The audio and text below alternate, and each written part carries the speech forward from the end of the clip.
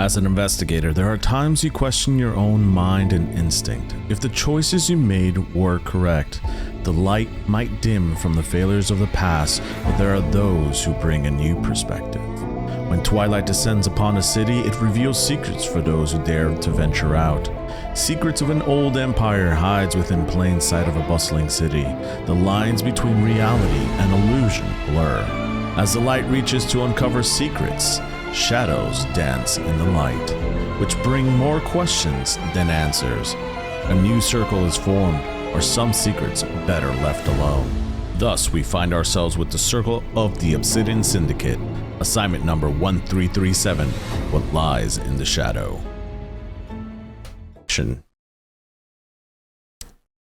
So, there was a question before we left on break. And that question was... Did I hear it in the news? Did you hear it in the news? You would, yes.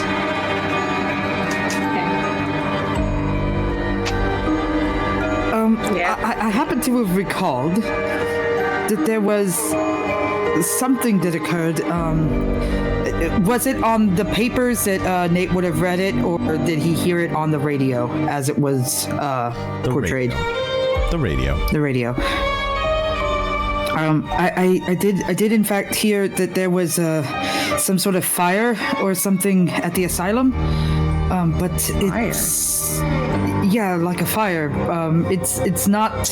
They're saying that everyone's accounted for, and I don't know if that's possibly it. There's just a lot that goes on when it comes to the news, and that was the thing that stuck up the most to me, because normally the asylum is pretty quiet in terms of what we hear about on the radio. So that's why that kind of stuck out to me a little bit. A lot, actually. It stuck out a lot, I'll be honest. Fire sort of happens after an explosion, so probably a good place to look. I'm going to take a look at the assignment paper that we had, the 1337. Yes. Sure. I'm going to take a look at any of the information. Mason is, and always has been, a leader. So now that he's actually being shunted into Candela like this, because one, he cares for Kaz no matter what he says, and then also there is new blood here that Mason wants to try and at least take care of. He's gonna take the paper and just start reading as quick as he can to get any pieces of information and see if the asylum is also one of the things that are in this assignment. Okay. So, as you scan the assignment papers, shuffles of paper happen all over the place. You're just pulling from one side, pulling from the other, shuffling, trying to make sense of all of this chaos that has occurred. You see black ichor kind of smudged onto the paperwork.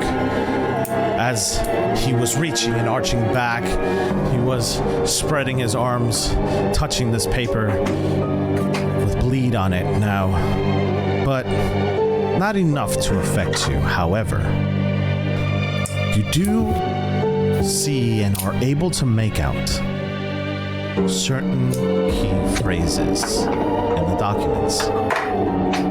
The documents that you see before you have the phrase John, patient, asylum.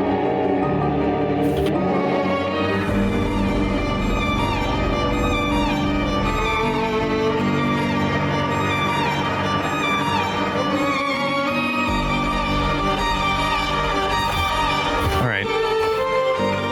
It seems like the asylum is the right place.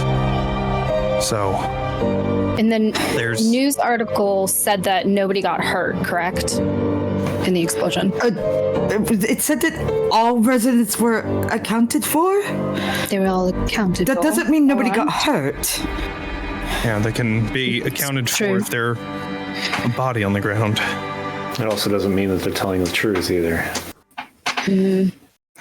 government has a way of covering up things they don't want people to know. The silence no, probably UP. covers up stuff too. This would be right up their alley. A lot of smoke and mirror.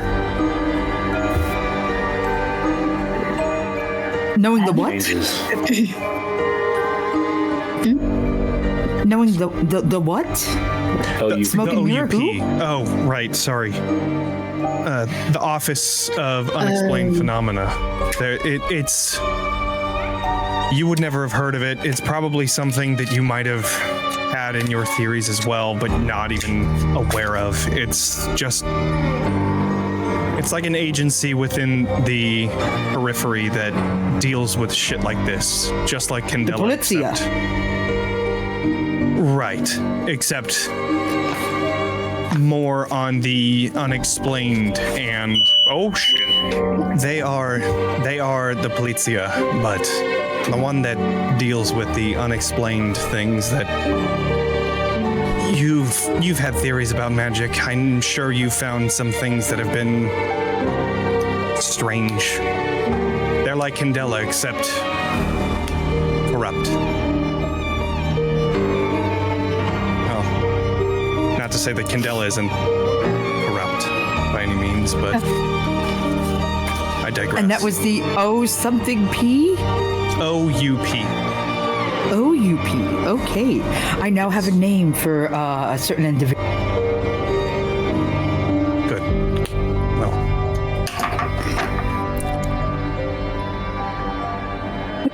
So, now it all makes sense. yeah. as far as No, it doesn't. Not at all. Well, I mean, at least for me, it looks like somebody has to be the, in better words, the muscle of the crew to make sure everybody else makes it out alive. Who says I can't be the muscle? Listen, I've done these things before. It's kind of just proper procedure. I mean, in all honesty, I don't think any of you guys have ever actually been in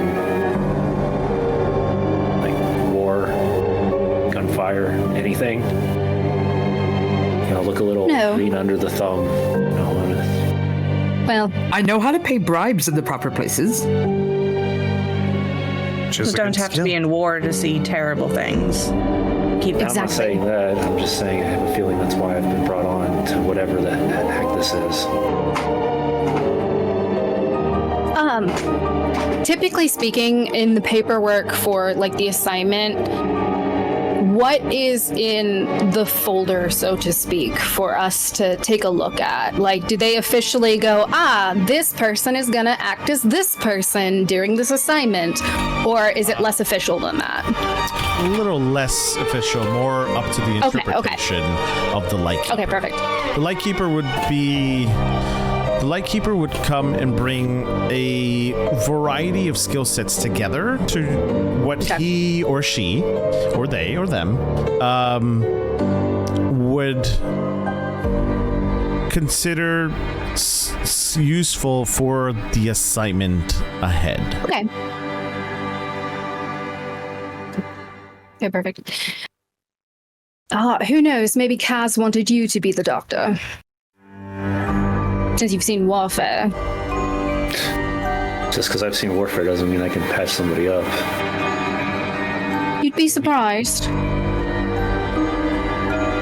I think, if I'm going to be completely honest, you're probably the most trained here. I mean, we took basic training in terms of like medical stuff just to keep somebody alive until the medics got there, but nothing to the extent that you must know.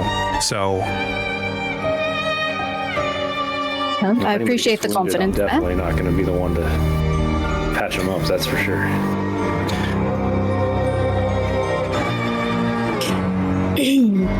this whole It was time, Oh, go ahead, Johnny.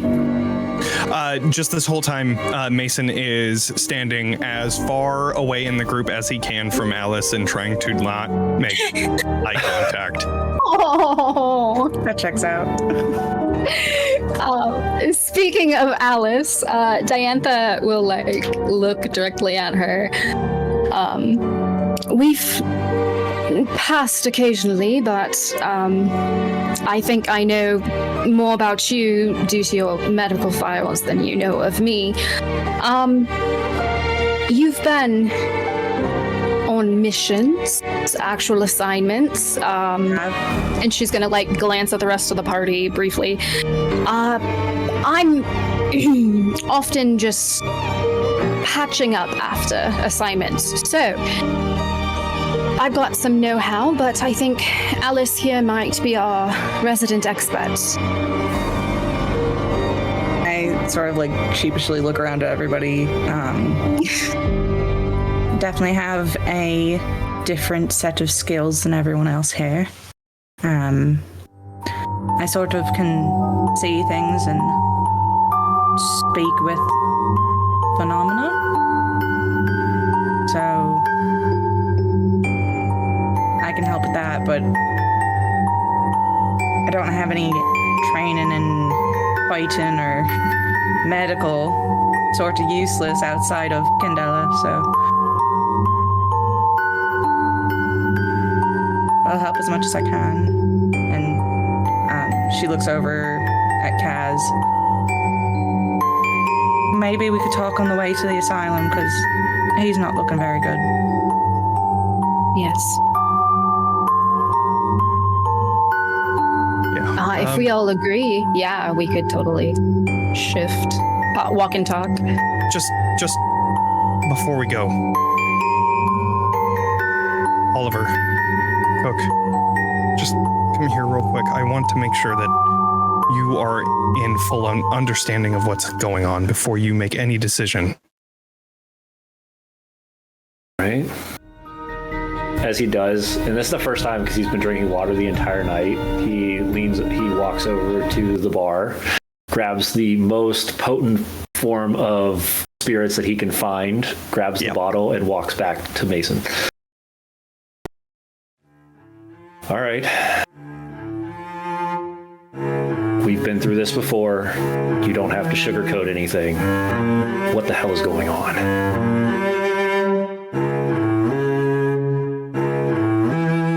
There seems to be some sort of monster. And yes, monsters are real. Not just the ones that you think are in the periphery or the primacy, but tangible monsters. Things that actually bump in the night. So he leans in close and he says, "You mean those things we saw Right. in the first raid?" Yes. We were told that it wasn't what we thought it was, that it was just an experiment gone wrong, that it was something that may have looked like one thing, but instead, no, it was this. Yes, that. So you mean the absolute thing that, the government has told me many, many years from now that I was making it all up, and that's the reason I was discharged in the first place? Are you surprised? He uncorks the bottle, takes a giant swig. Mason takes the bottle and also takes a giant swig. Puts it back in between us. No one pours one for Kaz. Kaz doesn't get to drink. This is what got He's us not in this allowed to position drink in the first place. My goodness. Yes. Yes. All right. Just like that? No. Wait, what? Okay. Okay. You have a Alright, choice here. You have a choice here to just leave And go where? anywhere that's not here. In all honesty, And preferably not the asylum. living in a storage room for a couple nights to keep out of the cold or underneath a bridge. I can't find work anywhere. Kaz is. You could be a offering me bouncer at the job. Crimson Divine.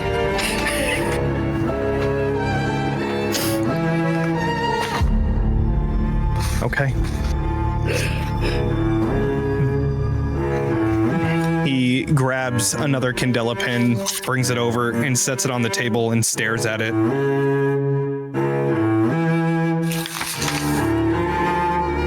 I don't know why I'm the one fucking doing this, but Candela is Candela Obscura, to be more precise. He places his arm on your shoulder. He says, "Listen, you're really gonna do this? You never led me astray before. When you pulled me out of that last set of rubble, you know, I kind of owe you a little bit. I'm not putting the stupid pin on though." And he takes it. He takes the pin on the, and he pulls out what looks like a field guide, and he's carried it on his person his entire time. And he places the pin in the center of it. And he folds the book, puts it back in his pocket, in his vest.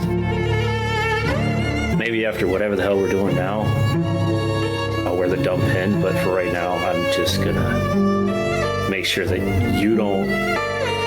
you walk out of here alive, and in turn, make sure everybody gets back here safe. It's really all I care about, and hopefully picking up that job that he was talking about. We got to keep him alive too for that. But we'll see. Okay. Well, I guess all I'm saying is monsters and magic are a real thing. Regardless of what everyone says, Candela is that force against them. They take magical items and bring it back to this. You wouldn't believe if I were to tell you this. A giant lighthouse on the other side of a portal.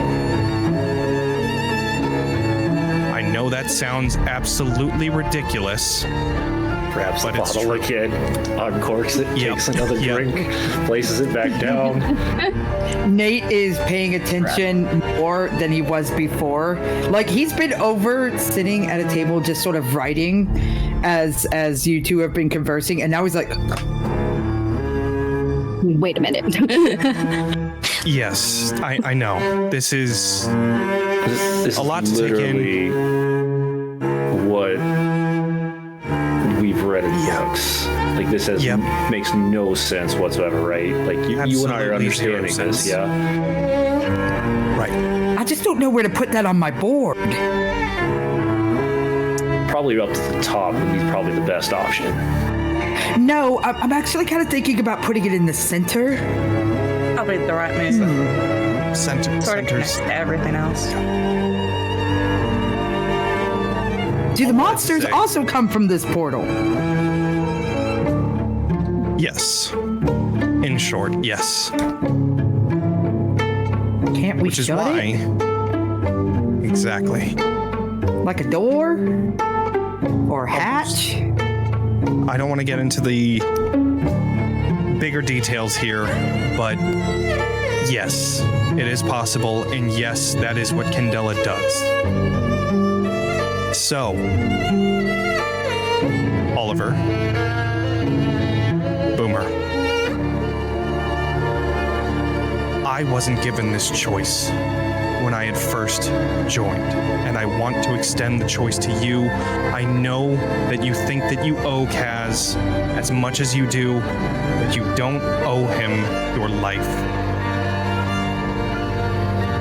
Like I said, what life do I have right now? This gives me something else to live for. Maybe a little extra coin so I can go talk to the doctor and see what they can do about my hand.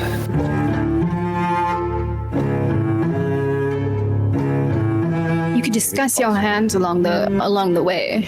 I mean, that's kind of what I'm here for. No. Maybe. but Well, Mason here is, and you see like a little, like, moment of like it clicking as she like glances at Mason for a second and is like, oh, okay, because she's read about you too, and then looks back at Oliver. Mason is correct in telling you all the horrors that are going to be here. Like, you think it's going to be an easy way to make coin and something interesting, but you'd be surprised what's out there. He pulls out his field guide. Inside there are very bad sketches at best of circles with symbols in them. We saw in the first raid. It can maybe give some sort of inkling of what the hell this is. She's like reaching towards your journal. Hands it. Do you mind if I? And then she's got like both of them, and she's like flipping through the two, and she's like trying to compare. Amazing. And like she's quite literally like taking the notes from Oliver's field journal and putting them in her little like pocketbook. I hope you don't mind as she's already scribbling it in her book. These seem sort of familiar, and then you lose her for probably a good like solid minute or two as she's transferring these into her book, and she'll hand it back to Oliver. I don't know if I've ever met you before. I don't think I have. She's still drawing circles. She doesn't even like look up at Mason. No, I never actually treated you, Mason Miller. She leaves it at that. Alice looks hella guilty. It's like sliding away. Mason doesn't know though because he's not looking at you. That's fine. He's just To the audience. Drawing that's circles. happening. yeah, right. Just the pans over to see you and then pans back over to me. Well, it seems that you know about me then. And you saw these circles. I'm sorry. Mason, I wasn't ignoring you. Yes, I do. Oliver, you, both of you actually saw these circles. What, were they on the ground? Were they in the air? What, were they on figures in skin by chance? Maybe similar to Kaz's markings or something. Just any sort of detail that you can elaborate. Your sketches are Right. Yes. rudimentary at best. They were on the ground. Yes? They were covering machinery and tanks filled with liquid. They were everywhere. And this liquid, what color?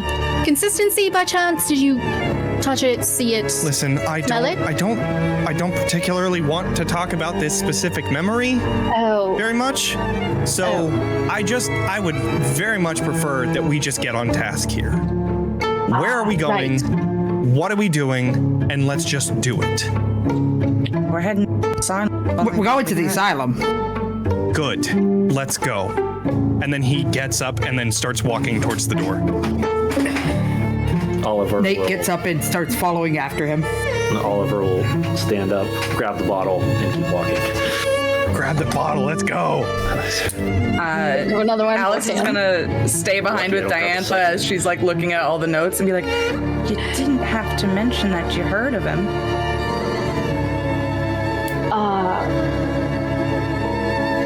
I didn't realize it was taboo of me to mention it. Awkward. It's not like. Never mind. And I'm gonna. All right. Follow everybody. And she'll follow behind Alex. It's fine. All right.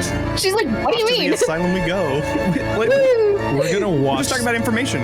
We're just gonna watch. What do you mean?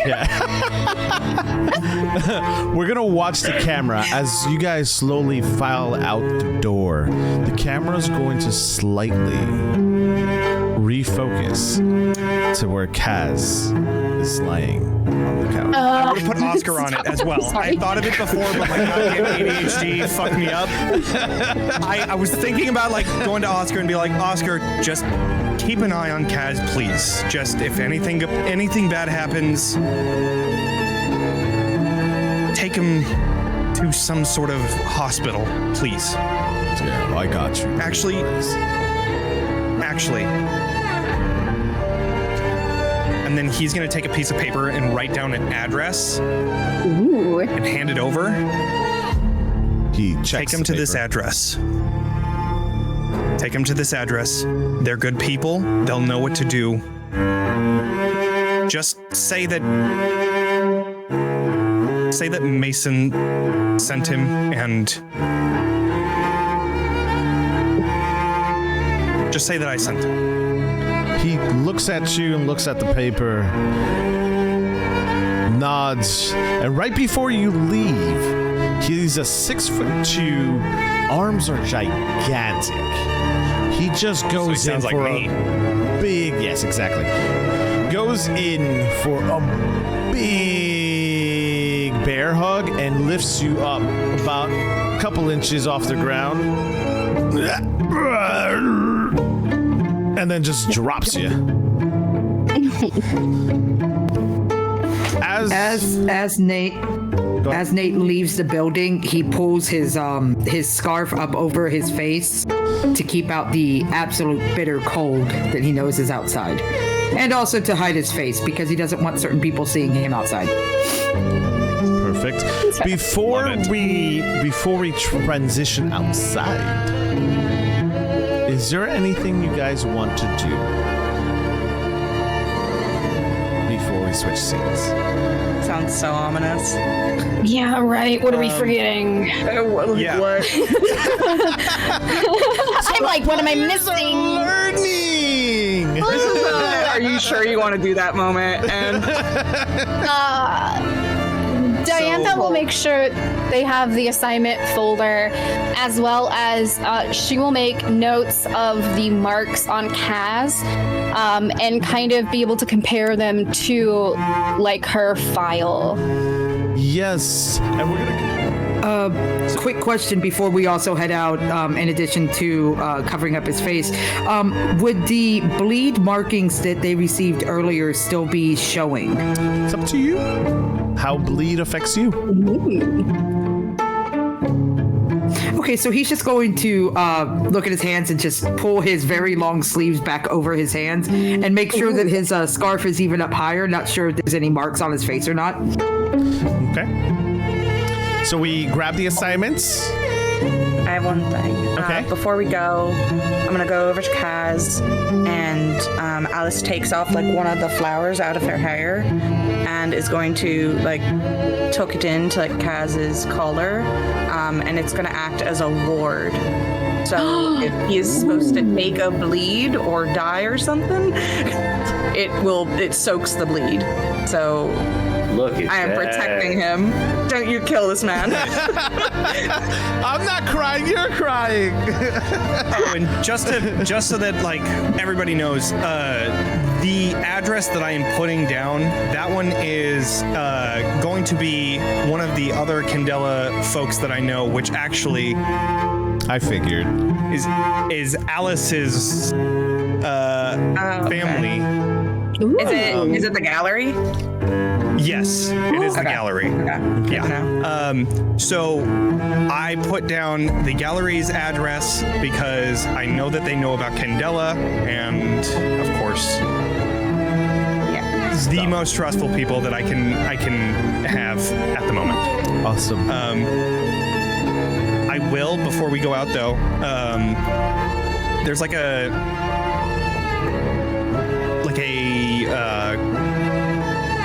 he has a drawer that he has prepared for, like, if there's any danger or anything like that, a quick getaway, he has everything that he needs, like a go box kind of thing, which has his service pistol, his journal that he used to have with notes that he would prefer not to read anymore, and a bleed detector. Okay. Which I'll get to that when we introduce it. Ooh. Awesome. So,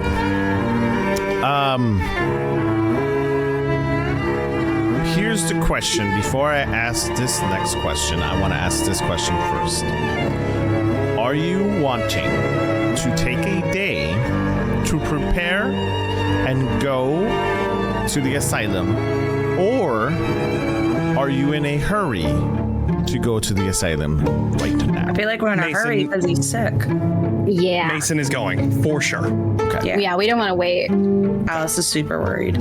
All right. Nate is following, not knowing that he has options. I'm just here. Wait, there's options? Wait a minute. We need to go. We need to go. Okay, I'll just follow along.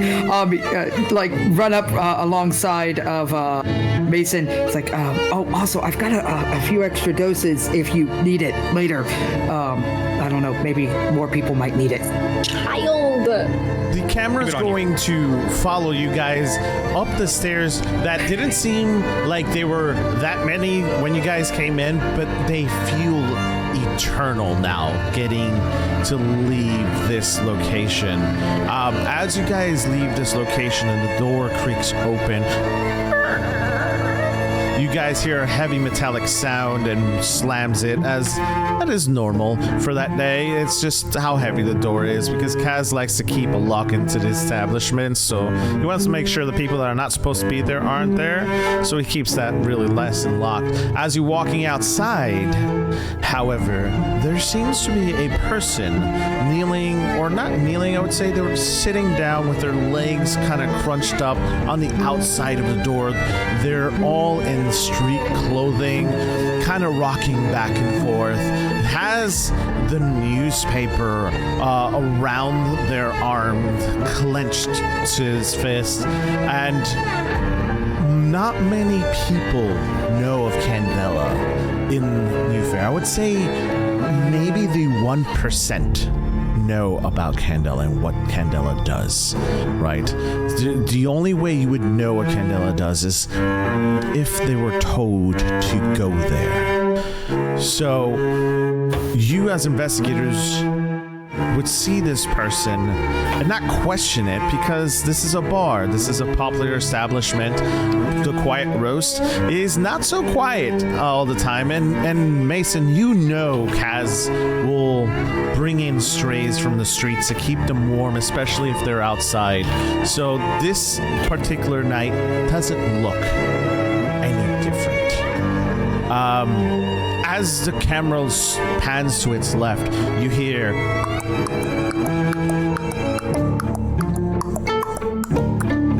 a horse trotting with a carriage, and you hear "Whoa!"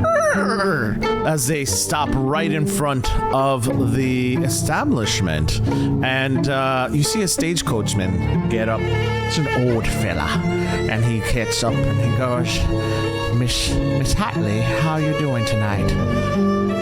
We have your stagecoach here ready for you. Are we going back to the establishment? Well, I suppose that would be easier. Could you wait there just a moment?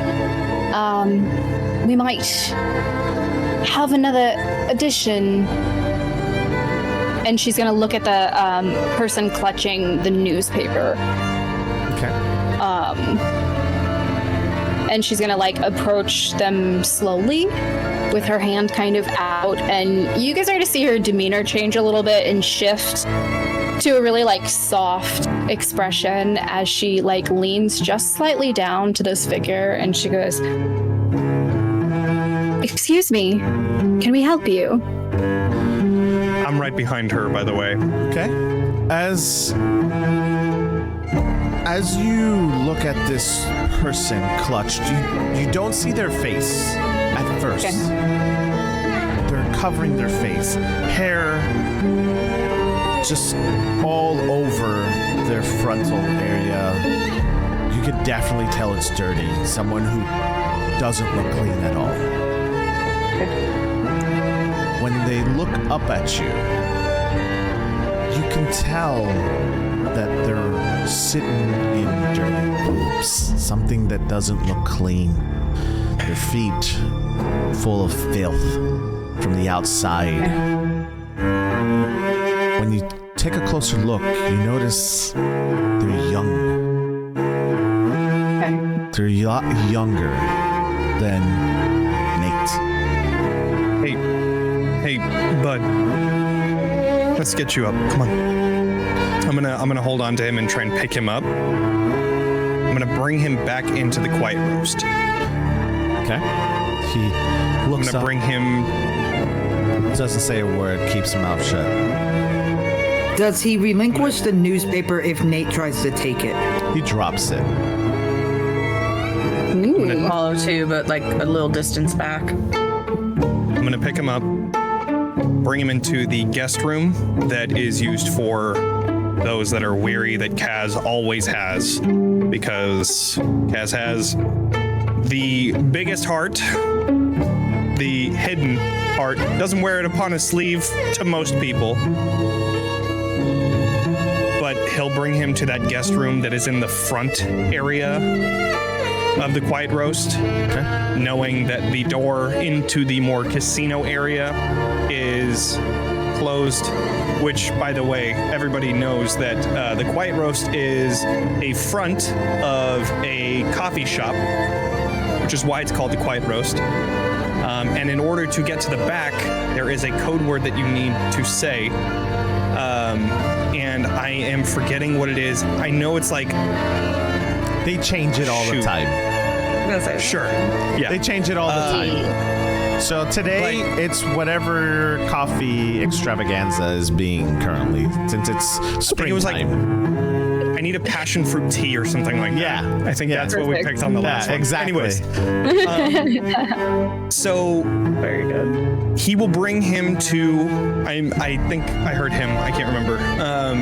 But Mason will bring this person to the room here that is filled with clean sheets, a clean pair of clothes that there's like a trunk of clean clothes in various sizes, water, and a like ration type food that is always good and set up for anybody that needs it. And he'll just set him on the bed and say, feel free to stay here for a while. If you need to leave, leave. If not, stay here overnight, get some rest. I'm Mason, by the way. The child you see in candlelight, because they turn off electricity in certain sections of the city. At this point, it's pretty dark out. You make a face. It's a young child.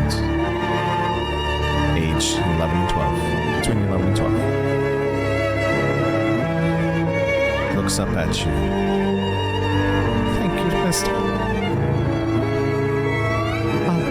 I was told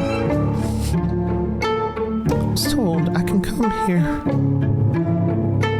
when there was trouble. I saw and just see a blank stare. Does he look like he has any wounds?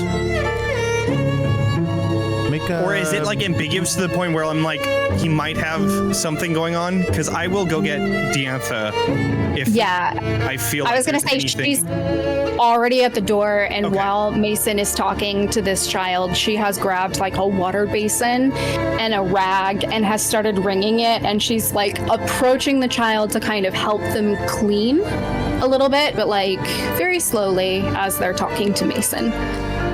Okay, you watch as the doctor comes in with the bucket. I'm going to add a little bit to this. Dips the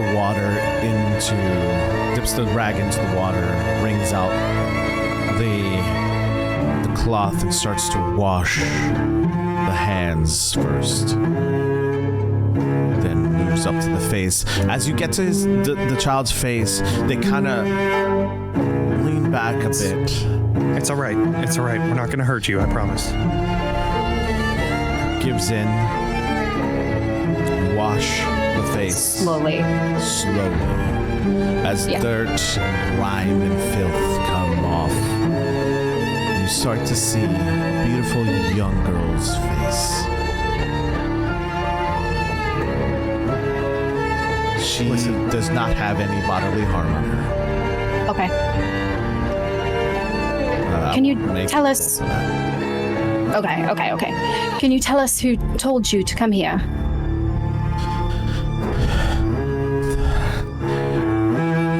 She closes her eyes and can't remember the name. That's all right. That's all right. Just, you said there was trouble. Yeah. Tears start to pour from her eyes. Listen, you don't have to say anything you don't want to. Just, which district did you come from?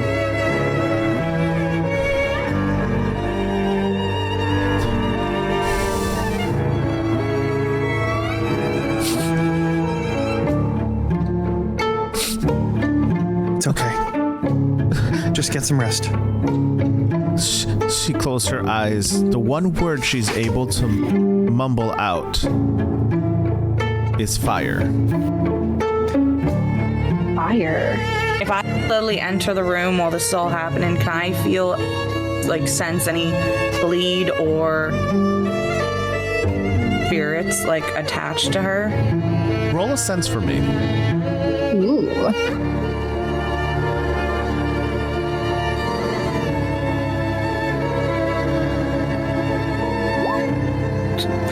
Nah, it's 2. Never mind. Ignore Do me. you have a resistance? I do. You can use a resistance to re-roll. Got 1. All right, I'll use it.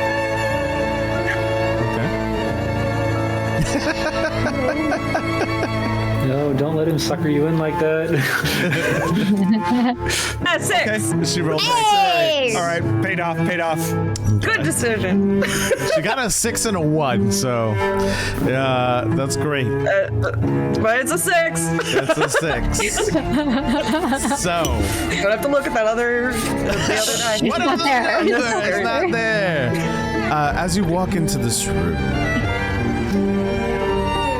this overwhelming sensation comes over you. You are sensitive naturally. That's your gift. That's what brought you to this circle, which, by the way, hasn't been named. This circle that Kaz has brought you in. With a 6, you have this overwhelming sensation of joy, peace, confusion, but also fear.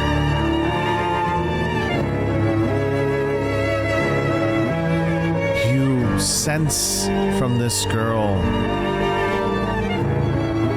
there's a lot of joy that happened to her. There's a lot of joy in her life. But there's a sense of confusion within the last day or so. You can approach the girl if you choose to do so. I do, as I feel the joy and the happiness and stuff that sort of drives me to walk closer to her, and then I want to, as I sense the confusion, I'm sort of looking for the cause of it. I'm not gonna make you re-roll for this. The girl looks up in confusion and stares at you.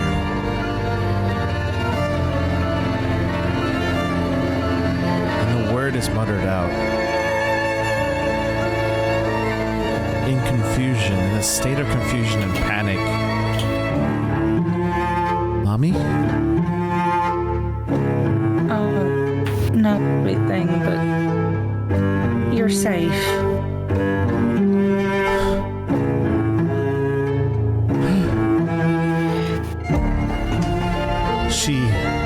I'm just gonna kind of very gently brush her hair out of her face and stuff. She curls Is the up. girl's hair red? No.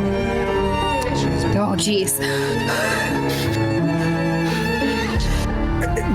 She said mummy to the other wild. redheaded character. I had to know. Fair I was like, oh no. No, she's a dirty Yeah. red blonde. She's got reddish blondish hair, but you can't really tell because of the grim and the dirt, and she's still kind of watching it all the way. How long is this going on? I would Exactly. say about 4 or 5 minutes, not very long.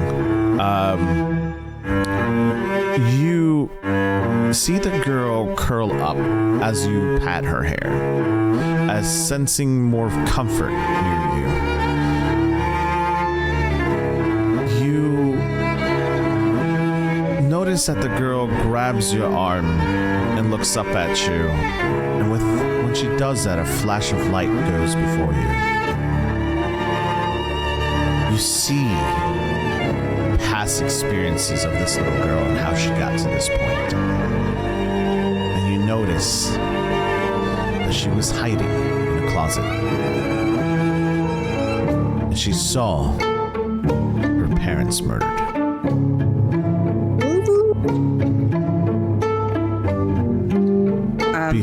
Before she left, a person grabbed her, which you can't make out,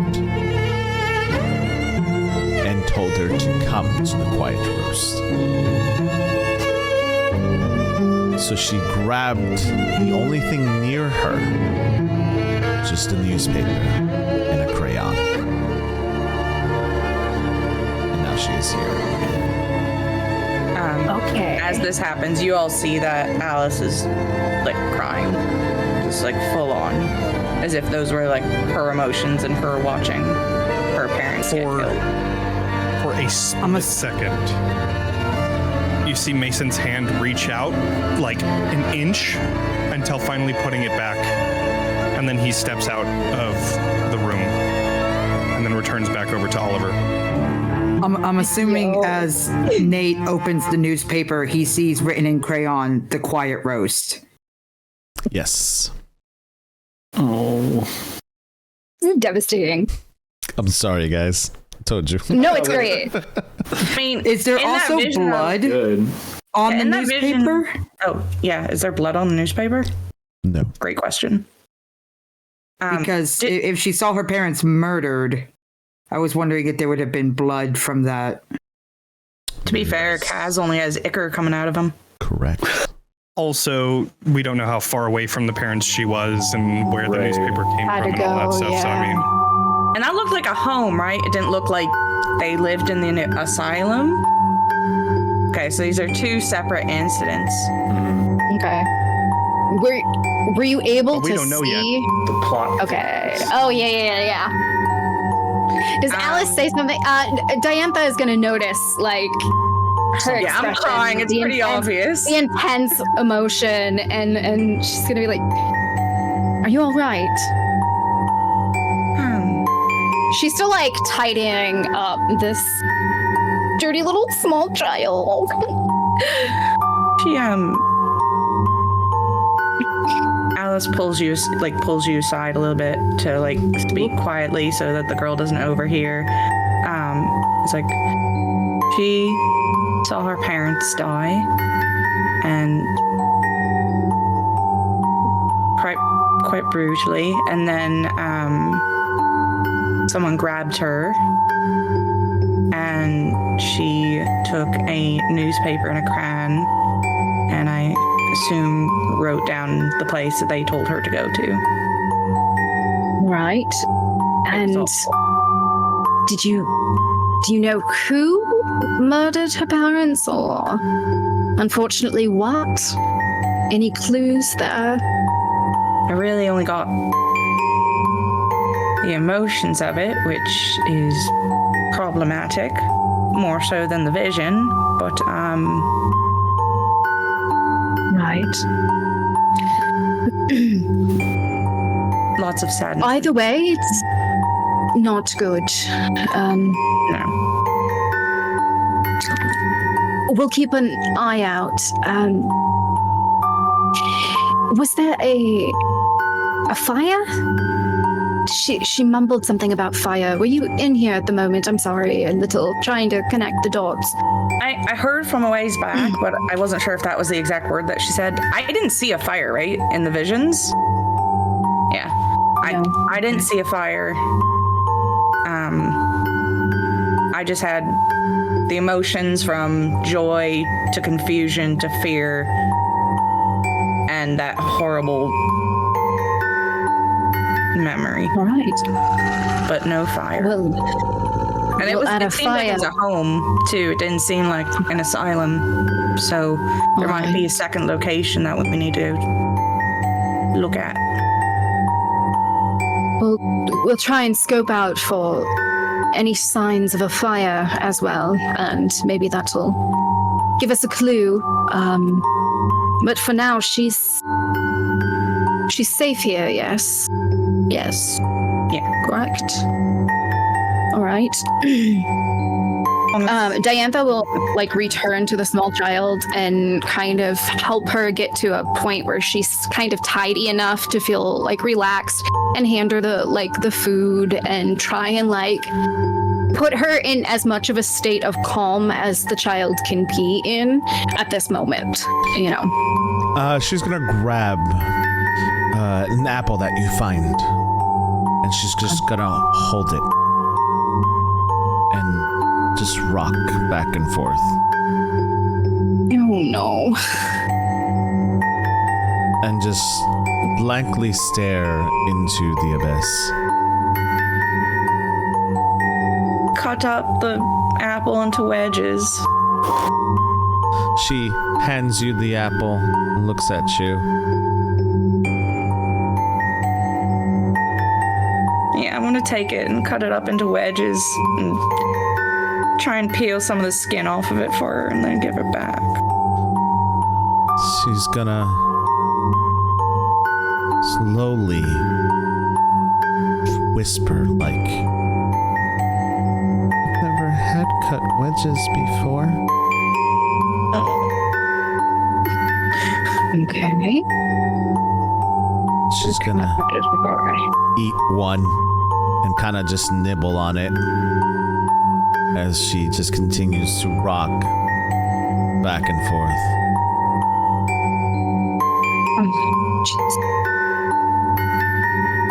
So what does the group decide to do? I'd like to go out with Oliver and first just take another drink the bottle that I spot and say, Brent, my guy. What's a strength roll equivalent in this game? We're gonna need to start making those question. soon. I know, right? How many drinks Are do we you take talking before you're drunk? constitution rolls? At this point? Yeah, right. Constitution rolls in this game. Show up to your first investigation inebriated. I mean, Mason does have a bit of a high tolerance at this point. Just saying. All right. No, that's fine. We've seen some things. Yeah. So he'll go up to Oliver and just. You can see that he's flustered because he just left out of there. Taking the drink is another sign. As he does that, corks it back up, hands it back over. So, your hand. You were saying something. What's going on with that? I got something from the war, and then he lifts up his pant leg, and you can see that his foot is currently in a brace. That doesn't seem to come off. It is like a permanent type of fixture that keeps his ankle straight. But he just pulls it back down. that was from, you know. But what's going on there? If you don't mind me asking, I don't want to pry. I mean, you know, when you pulled me out, that I was in shambles. You took me to Medhold, and they tried the best they could, but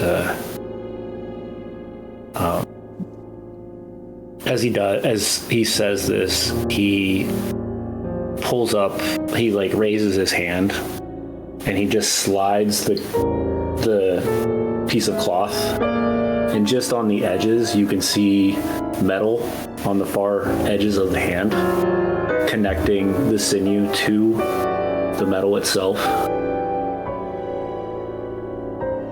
So you said the OUP, and well, in the war they didn't want to have us completely dismantled or removed.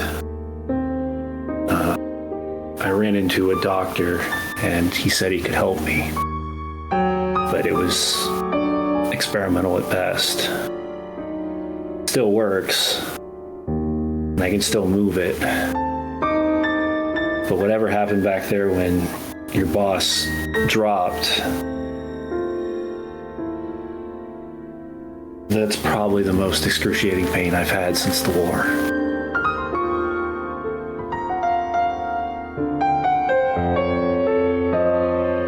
Wow,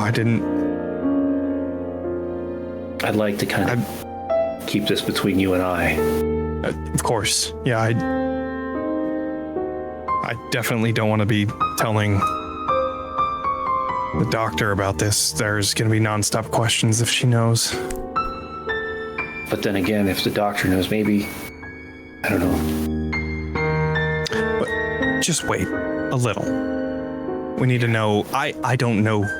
I don't know her. I don't know what she's about. I know that Alice might know her, but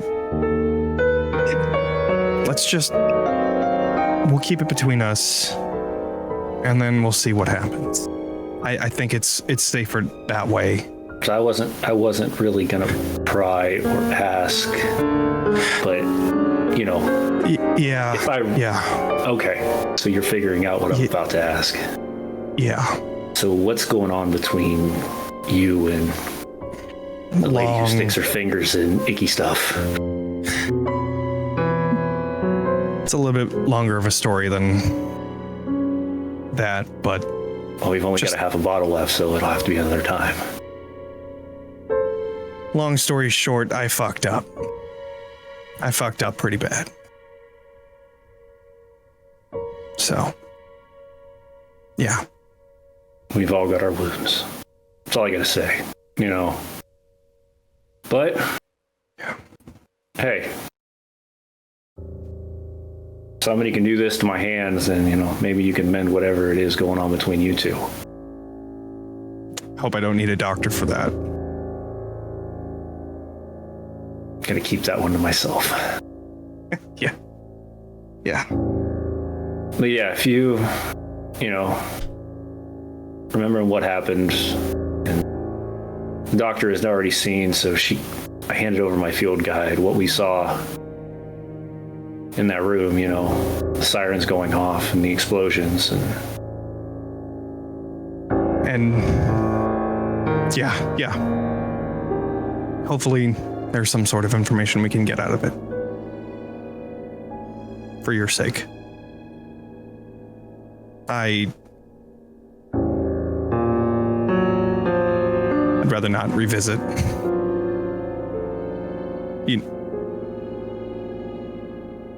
Listen, you know. I get what you're going through, truly. And, you know, after what they did to me in the war, and after, like I said, there's not much for me to do around here. Can't really work as a cripple half the time. You seem to be doing pretty well on your own right now. He looks around, kind of looks back. Yeah, this isn't the right time. Maybe once we get back, when we get a bigger bottle filled to the brim. We'll go That over. and there's nobody else around, because I'm not going to say that it's not the most appeasing thing to see, but what's held under the glove isn't the best form of experimentation. And as he does that, you can see like his hands like cringe up a little bit at times as he's moving them. I haven't fully gotten the hang of it ever.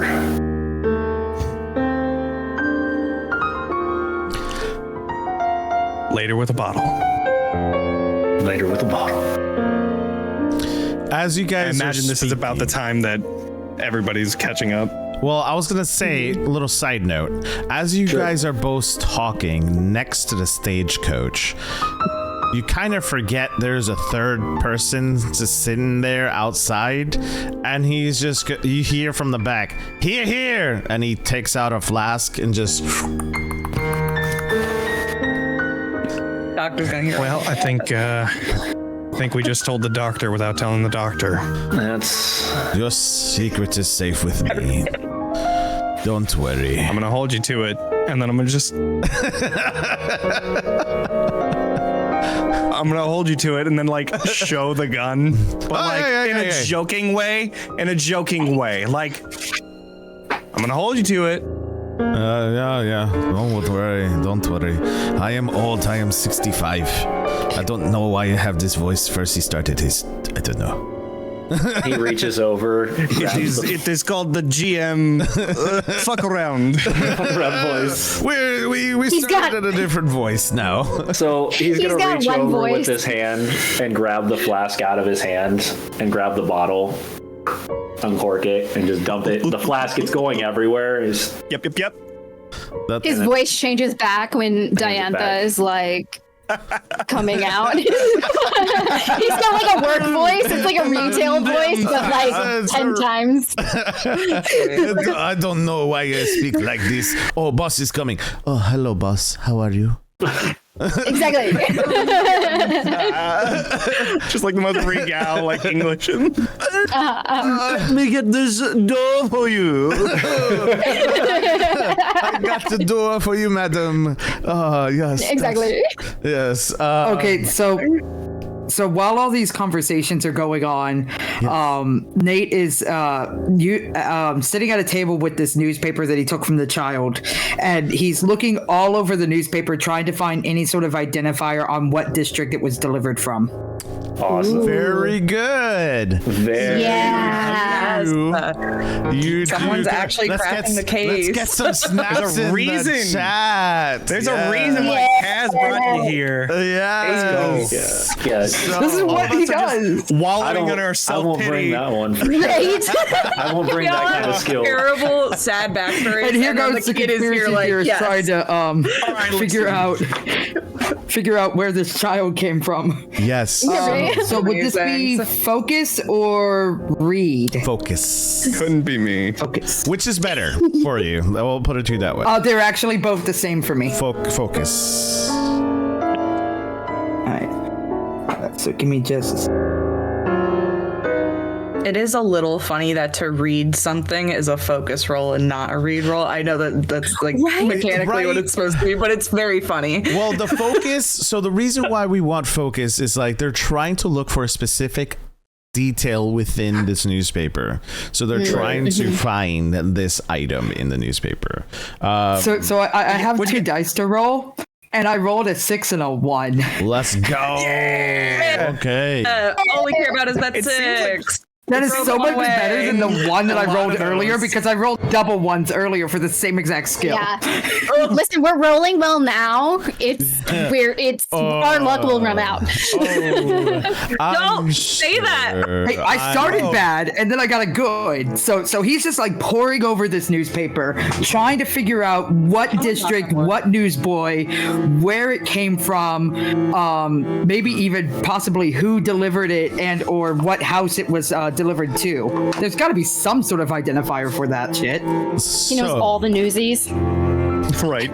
When you're looking through this newspaper, the first thing that I'm going to point out, or the camera points out, is in very childish handwriting, you see the quiet roast written on the front part of the newspaper. So you know and you can discern from that 6 that this was written by the child that showed.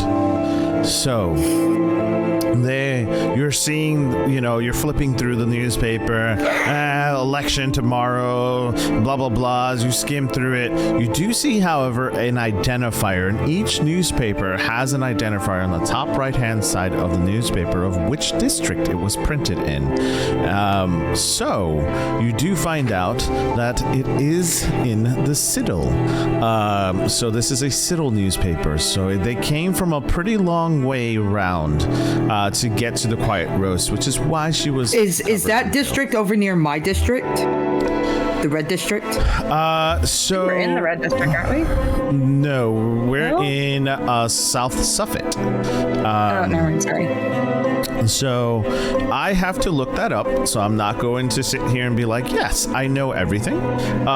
So I do not have the book in front of me, so I do not know. And for those who want Johnny's to know, you can grab the Candela Obscura book now on their website at www.darringtonpress.com/Candela. Not that I memorized it at all. So, So you said this one comes from the Suffolk district? we are in the South Suffolk district. This is from the Citadel. The Citadel. Yes. Can you spell that? Sidle. Okay, I did write it right. Just checking. I was totally writing it the German way. That's why there's Red two Lamp of us. District, which I think, if I remember correct, that's where Nate is from. Red Lamp. Okay, cool. Yep. It's just a bit away. We're closer there now than you would be at the Red Yes. Lamp, but it's not too far. It's not like it's on the opposite side of town. It's like 2 districts away, and we're like 1.5. Yes. How's that compared to the asylum? It's in the Citadel is in the asylum is in the Citadel. Okay. I was just trying to figure out if it was a district that Nate would be slightly familiar with, because he does know the districts around his districts. So you do know, because the asylum is a very popular asylum in the Citadel. So a lot of people would know of this asylum because people that bring their sick ones that they kind of want to discard, and people with mental health issues, but also people who are just like shunned from the family are sent to this location. So this is a very well-known location within the Citadel. The newspaper does have the Citadel district on it. So you do know it's from the Citadel. And just to reiterate, Alice, you did not see the asylum in your visions. Okay. You did see a home. Yes. Ooh.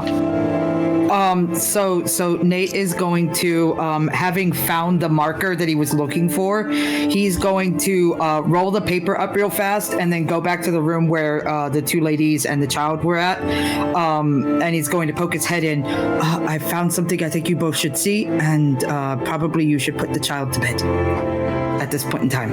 I think she is going to bed. Yeah.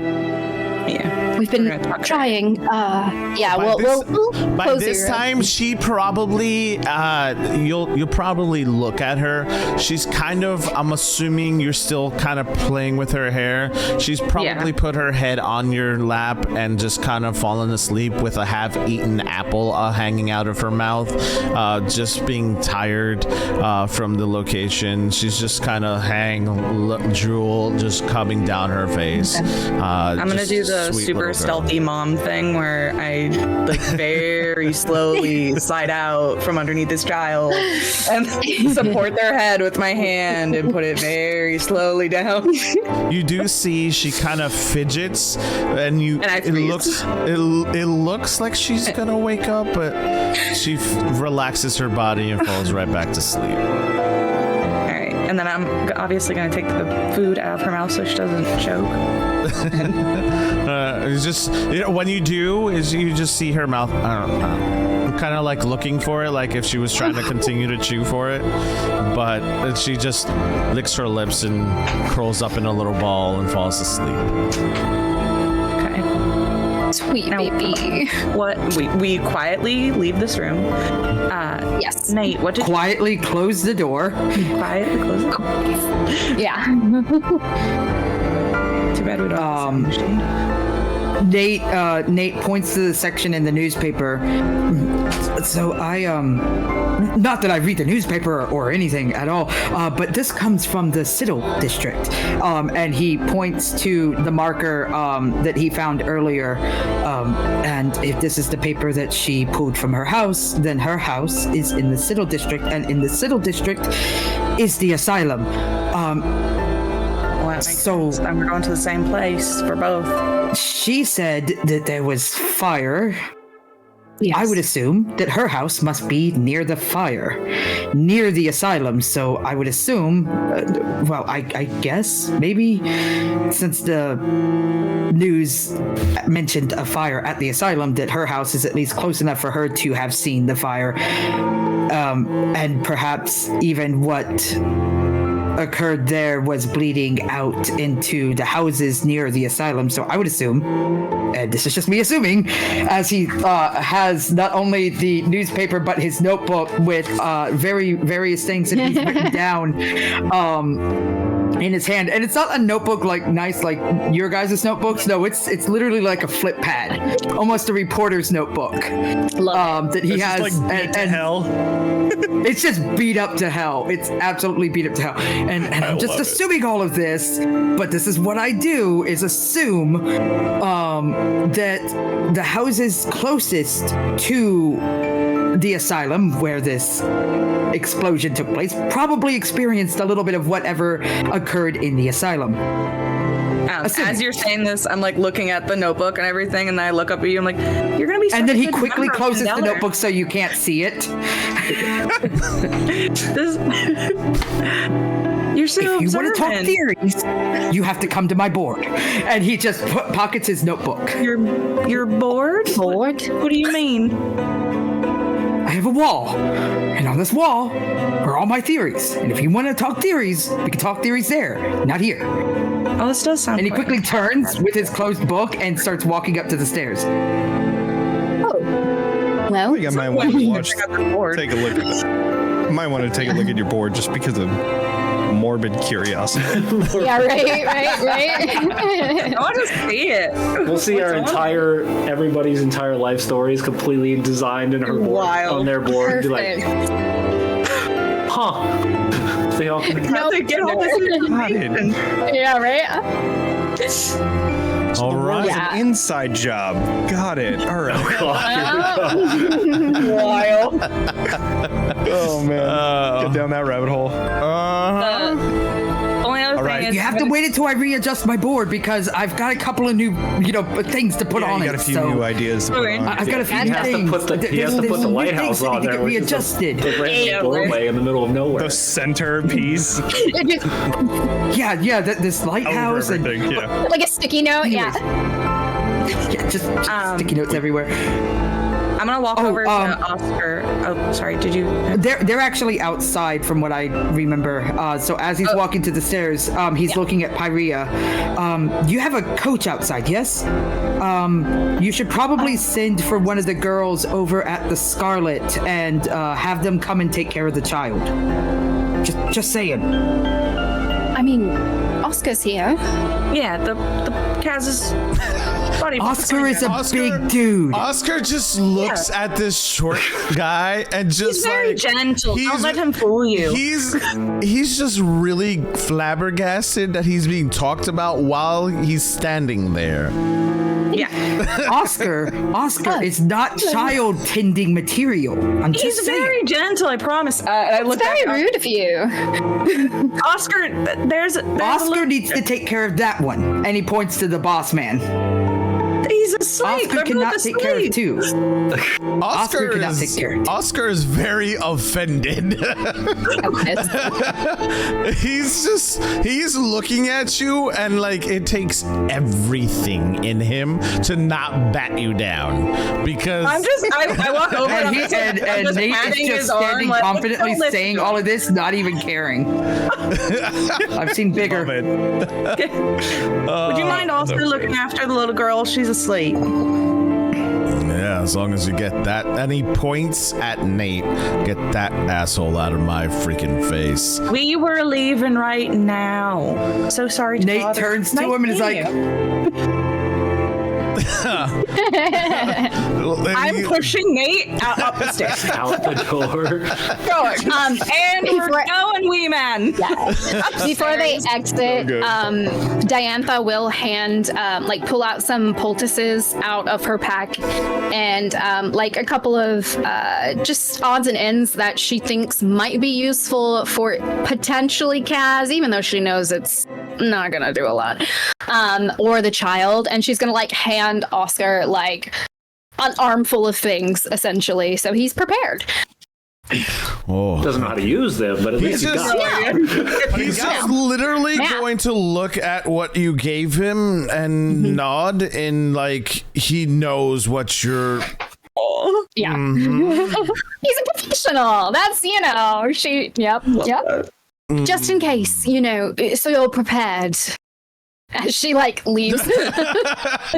The camera just wide shots on Oscar as he's just standing outside the door with these just objects in his hand, and he just utter confusion and just walks away off screen, and the camera will then switch over to our five heroes. Exactly, Johnny. Our 5 heroes who are now walking outside in front of the stagecoach. We're brought in front of the stagecoach with Johnny with Oliver and Mason, who are now, you see, Alice and Diantha.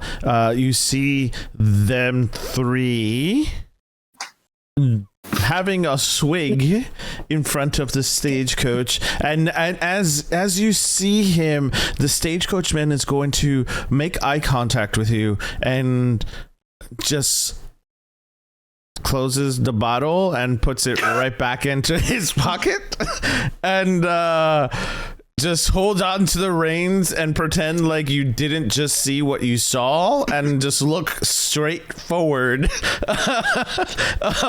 as you see nothing. He's just sitting there. at least the horse isn't drunk. Hope not. And he just refrains from saying anything, and you do know, however, that you have 2 horses, but the horse, if you pay attention close enough, he's got a little wobble to him. Oh no. So that was not me this time. Wait, the horse has wobble or the person has a little wobble to it? A little wobble. It's just a little. If you pay attention close enough, but he's all right. The horse is doing fine. the stanky leg. He's just doing. He's just a little dance. This is a little dance, right? Everything's fine. Everything is fine. However, is totally- the stagecoachman will turn to you, madam, and ask, we have a heading. Are we going back to the house? Are we going back to our establishment? Oh, no. I think we should be able to get all of us in or around the carriage. We need you to take us to the asylum, actually. I know that is sort of peculiar, but it'll be quicker if you take us. Yes, Barnaby? And Barnaby will just put his hat on, kind of over his eyes, to hide the shame, and he's just honestly same. He's just really shamed right now. Very shameful, Barnaby. And I will say that I'm going to ask the group, because you did say the asylum. Are we agreed on the asylum? A little outside of the asylum. Maybe like a block or two away. Okay. Yeah. Good idea. That way we can like scope the area too and keep an eye out for fire. Looking for the ashes. house too. Yeah. We might want to try and find where this kid's house was. And I know just the person who's going to be able to help us get there. So on the way over there, I'm definitely going to be giving Nate a little bit of a pep talk and just saying, all right, you're coming up with great stuff so far. We're going to need you to lead us to wherever this house might be. I would never judge a person by their age. You are quite possibly, looks around, besides the doctor, one of the smartest people here. Oh, I'm definitely not smarter than the doctor. There's more to smarts than books. That's all I'm going to say. As you guys hold up the newspaper. As you guys gather around, those words ring out truer than before. The words that Mason mentioned. Oh no. Words rings truer than before as flashes of memories come to each and every one of you of your conversations with your dear beloved Kaz. How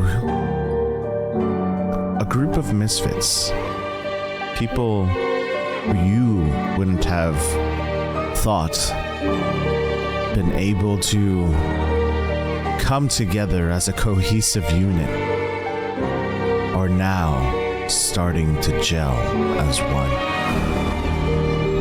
The plan, as crazy as Kaz was, or is starting to flourish. The reluctant soldier, the occultist, the doctor, the journalist, and our dear beloved Mason come together to search and find this mysteries.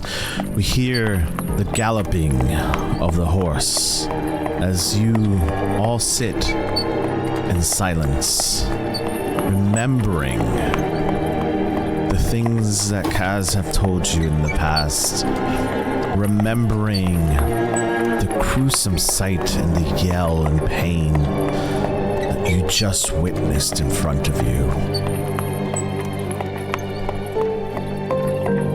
It's a long journey to the citadel. The horse continues to gallop. All you hear in the late night is the galloping of this horse hitting the cobblestones. The horse pulls up, or the carriage, excuse me. You hear, "Whoa!" The carriage slows down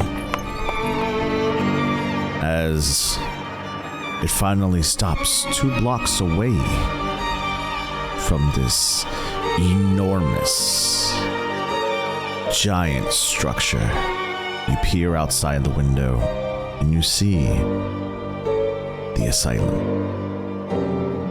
Something that if you were to look at it, it is like an old school greenhouse with the top of the structure round glass filled domes.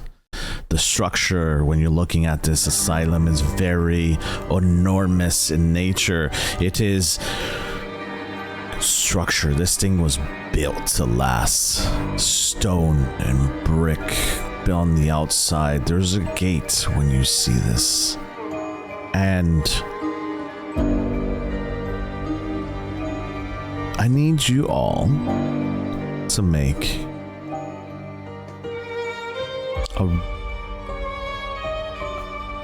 a focus or read roll. Focus, and I'm using, I got a 6. Okay. Nice. Read, and I got a 4. What you're going to be remembering. What you're going to be remembering is the pieces of information that you just gathered. You remember that something was said about an explosion and a fire. You heard a little girl mumble words, fire. When you look at this structure, there's no burn marks.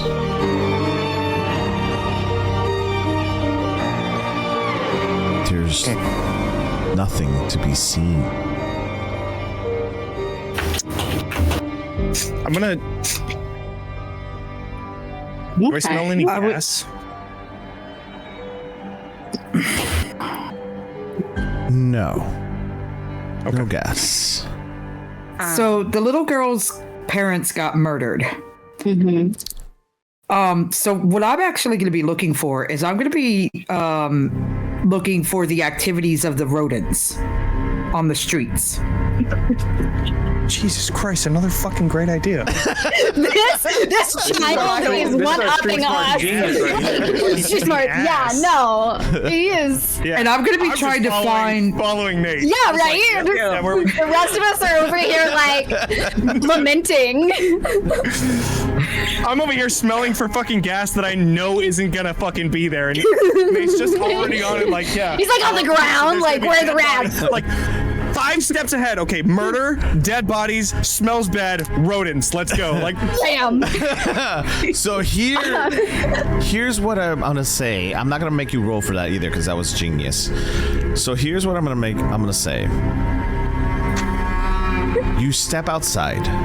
The camera sees you all step off on either side, because there's a stagecoach. There's doors on either side. You all, the 4 of you, Alicia, or I'm sorry, I said Alicia, it's Alice. I told you I was gonna slip. Alice. I know. It's fine. You made it like the whole stream. I did. Alice. You're doing great. Oliver, Mason, and Dianatha. You all are huddled in the front, talking it over. You notice that there's no fire there. There's no signs of fire in the asylum. Okay. However, the camera's off-centered, and you see 5'4", right? 5'4", 5'4", 5'5", somewhere in between. For short. Short king for short. 5'4".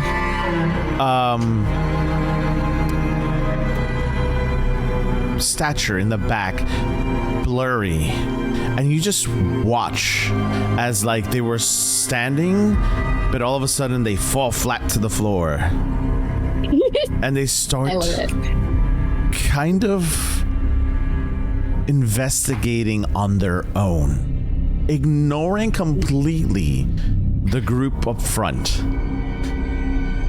looking for signs of anything in this area. You do see a family of rats run by.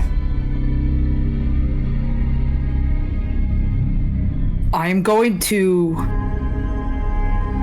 call out to the group, and I'm assuming we're getting close to about to stop for the night. I'm going to call out to the group, and I'm going to point, and I'm going to motion to follow.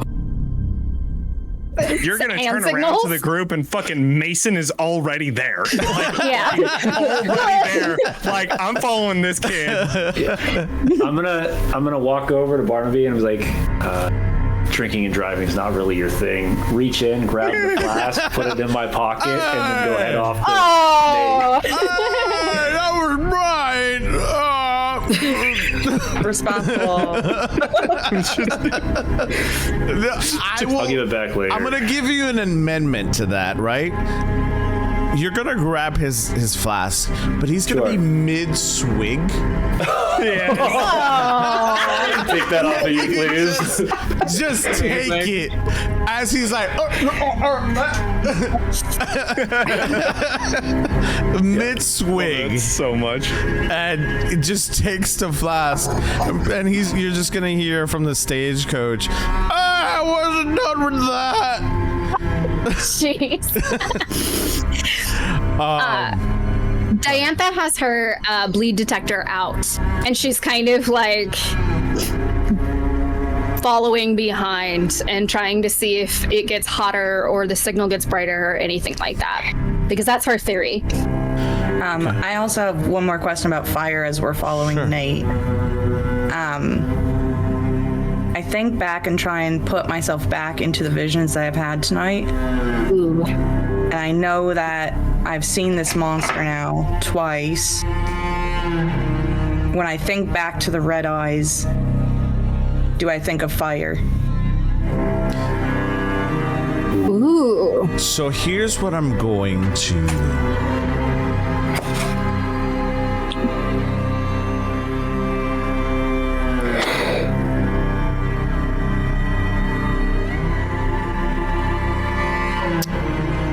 I will give you this piece of information,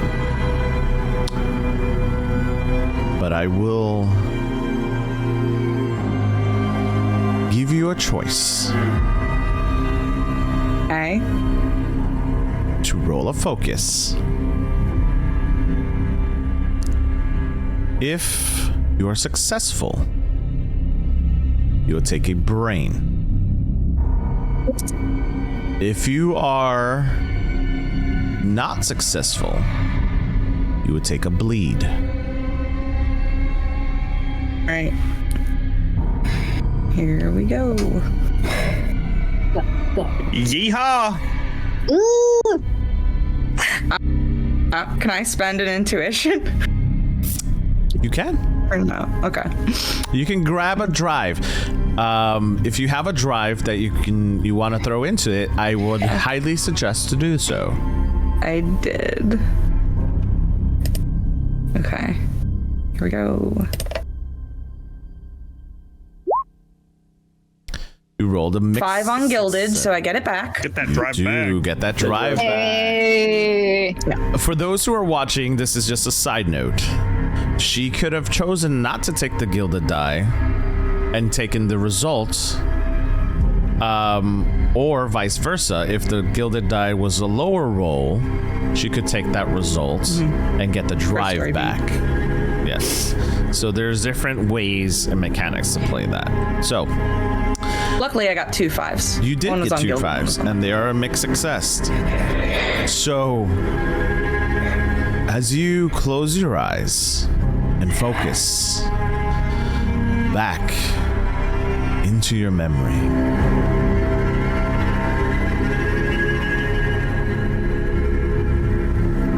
you take a brain because you're recalling something that doesn't want you to remember. You're going to focus hard on these moments. You've now seen it multiple times, but that vision is ingrained into your memory now, into your subconscious. It's there. When you look at it, you look at its eyes, it looks directly back at you. It feels your presence. When you see its eyes, they flicker as if it was on fire.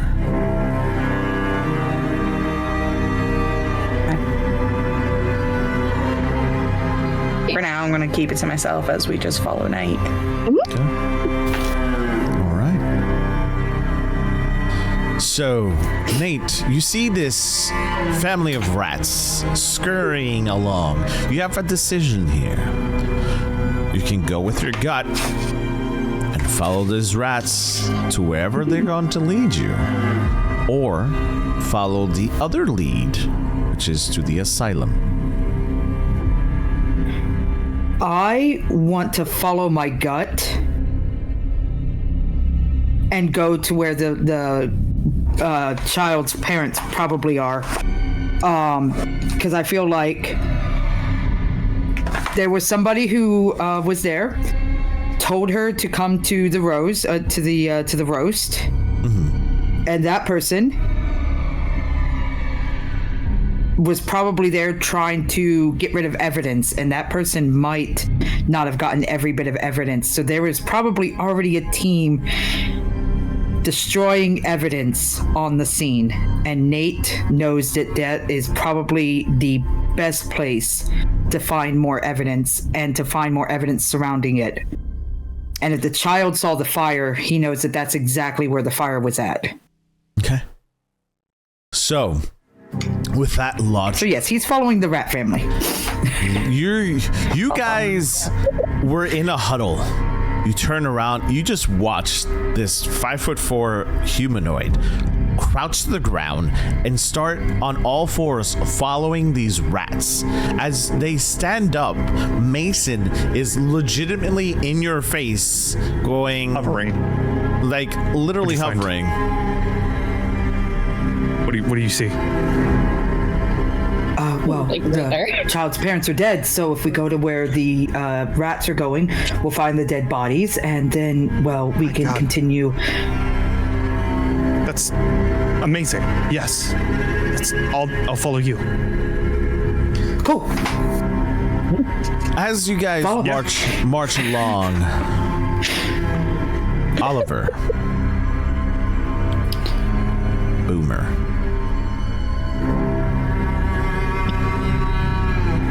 this is your first investigation, but not your first appearance with bleed magic. You suppress memories of the past.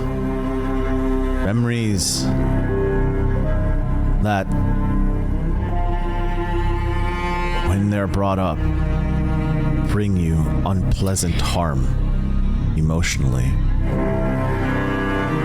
You feel memories flood through your veins because you touched bleed recently and a pain shot through your arm. You feel that still. That pain doesn't go away. You look at your arm and remember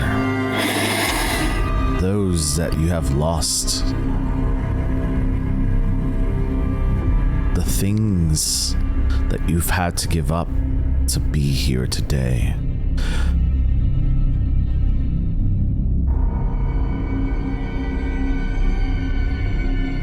What is Oliver thinking right now as you march towards the unknown?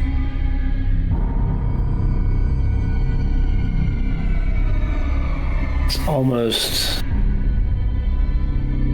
something that he has trained himself on. When you've been through so much, sometimes you need to be able to close doors and hold emotions back. But that moment that bleed surged through his system, it was as if every door that he's closed off opened abruptly. The sirens going off, the explosions, the blood. Every moment from the first raid till now just poured back into his mind. And and he drifts off kind of behind the group. He looks down at his hand, turns it over and back.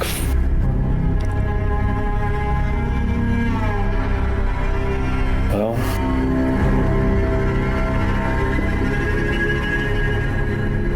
maybe this will come in handy. Maybe not.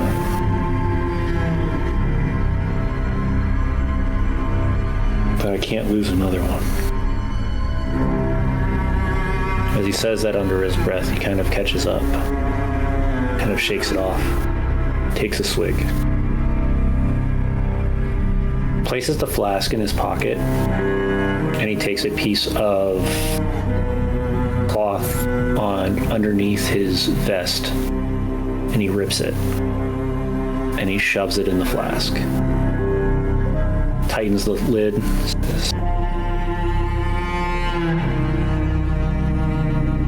not exactly what we used before, but sometimes measures have to be changed. And he places it back in his pocket on the ready, and kind of like catches his step back up to the rest of the party. So, sorry, what did I miss? We're following rats. Mason says. Well, he said we're following some rats. To a drunk person, this sounds amazing. This Right. is your idea? Listen, what a great idea. Night. Point on over to Nate as we're still following. As I look at everybody else and I go, I don't know about the rest of you, but when we were in war, it didn't matter what age you were. And I hand Nate the bottle. I already had a swig. I'm good. I'll Right. take that.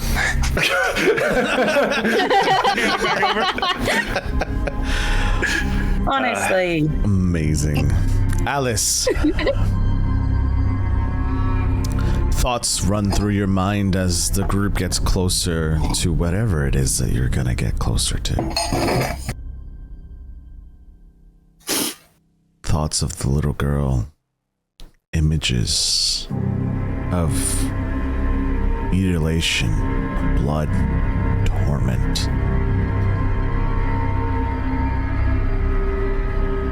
You start to get a pounding headache.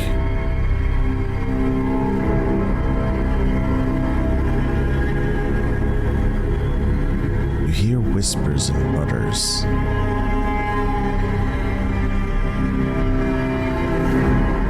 Feel something trying to force its way through. What do you do?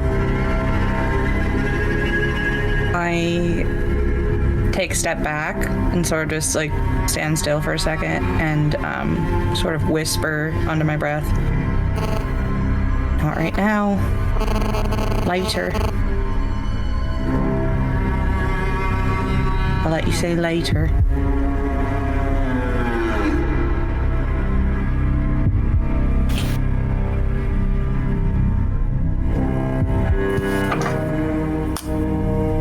Are you staying back? Yeah, like you guys were walking and she like stopped and like took a moment to like breathe, and you guys would just see her like kind of like heavy breathing for a second, muttering to herself like very, very quietly. Does everybody notice this? How No, I interested do. are you in Not the rats? Nathan. Nathan is focused on So the rats. interested in the rats. I'm sorry. Mason was following for sure, but he'll look back, and then if he sees that, he's gonna go to. He takes like a step towards Alice, but then goes to the doctor and says, Can you just go check on her? There's What? It's a long story. Yes. Who? There's just make sure that she's okay. And if she Yes. acts weird, just go with it for a little, okay? let me know. And All then I'm right. gonna go back to following. Diantha will fall back a little bit and stop by Alice and... Are you all right? And I'm fine. She wants to see what the hubbub is about.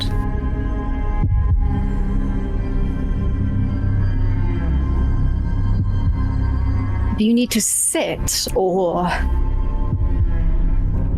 I think she's okay for... Should be fine for now.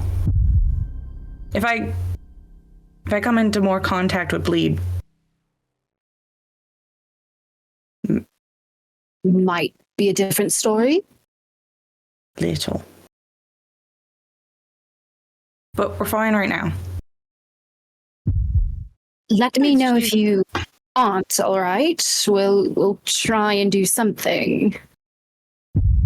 As she, like, flips through her notebook, like, trying to be like, what could we do? Even if it does come to that,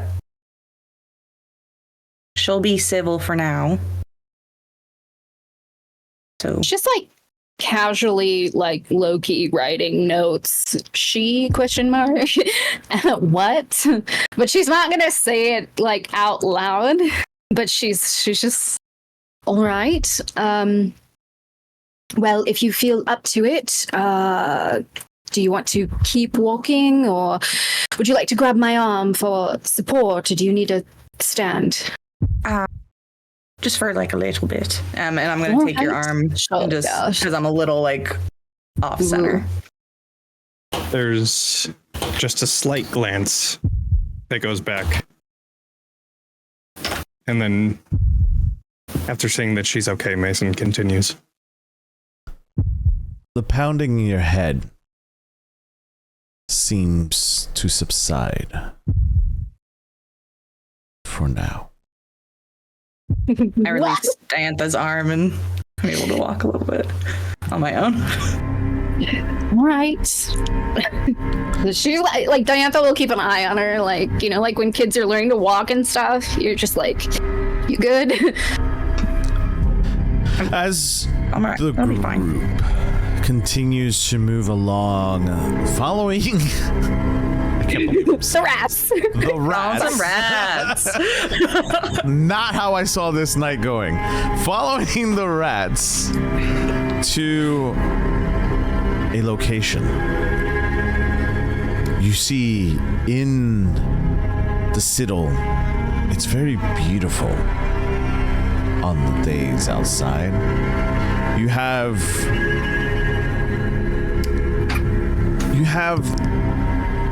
homes that are close together, brick, new construction. It's gorgeous. This is a neighborhood that is safe. It's a safe neighborhood. However, tonight is far from it. As you approach, these rats somehow lead you to a stench. You could see as you approach across the way, there seems to be barricades in front of a home. You see two officers standing outside of the door.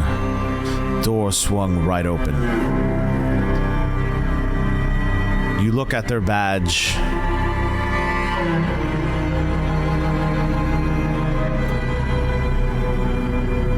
Mason. Yep. You notice 3 little letters.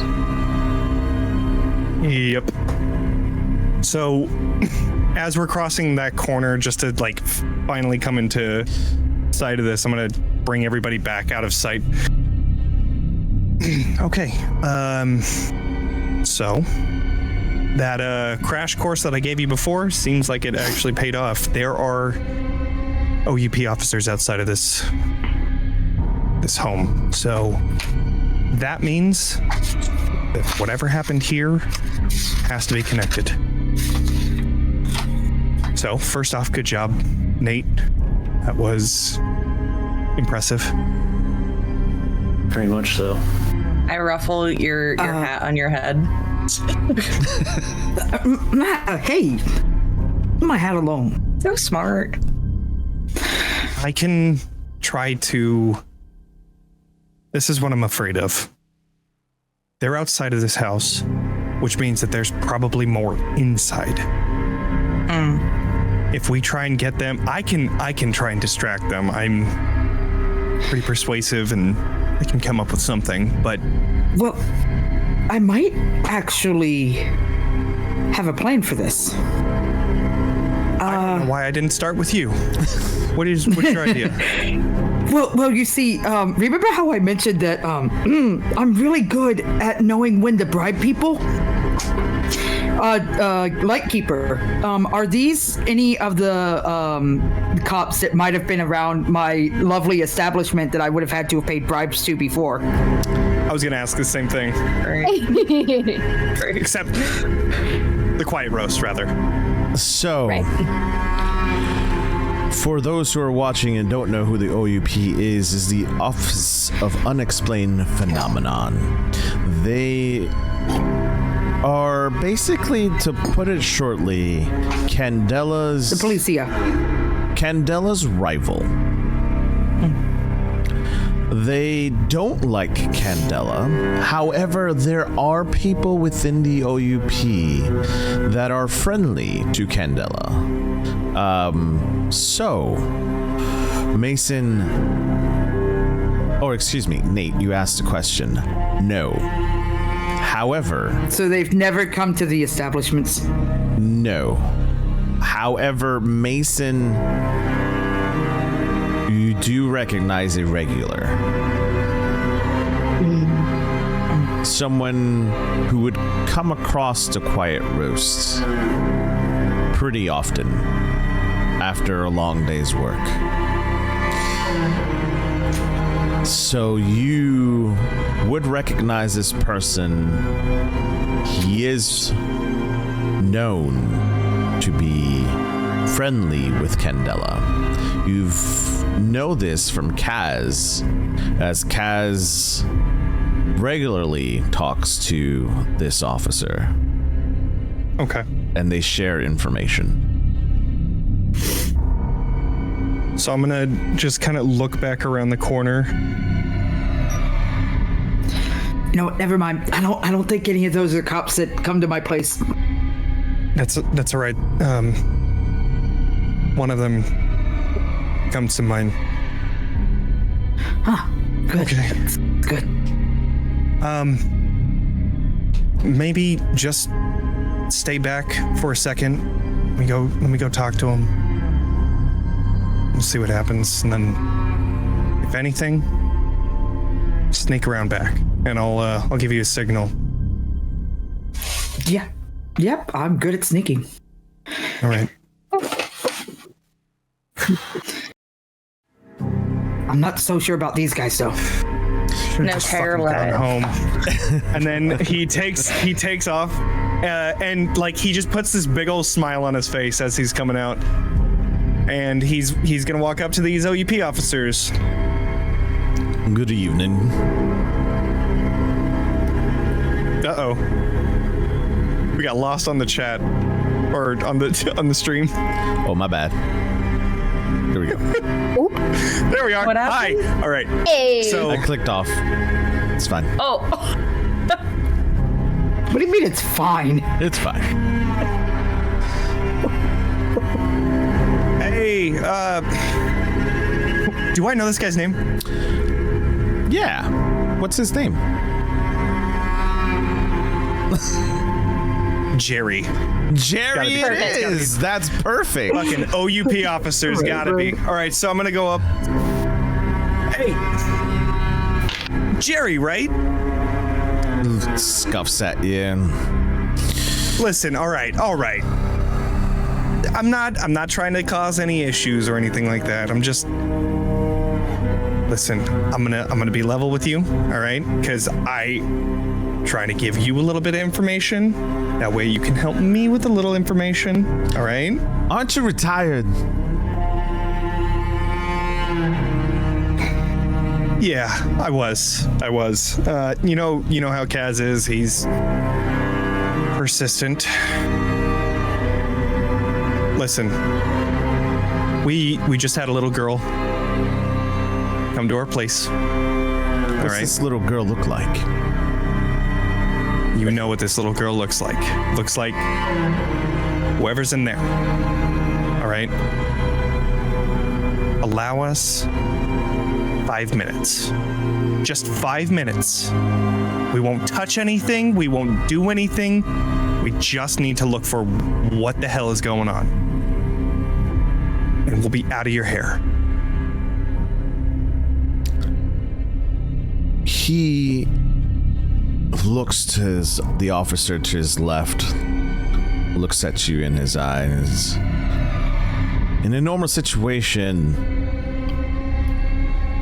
without hesitation, he would let you through, but this isn't normal.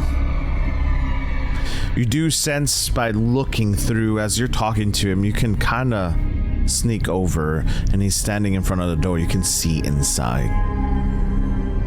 You see the doors wide open. There are no officers inside. It's just the two of them outside.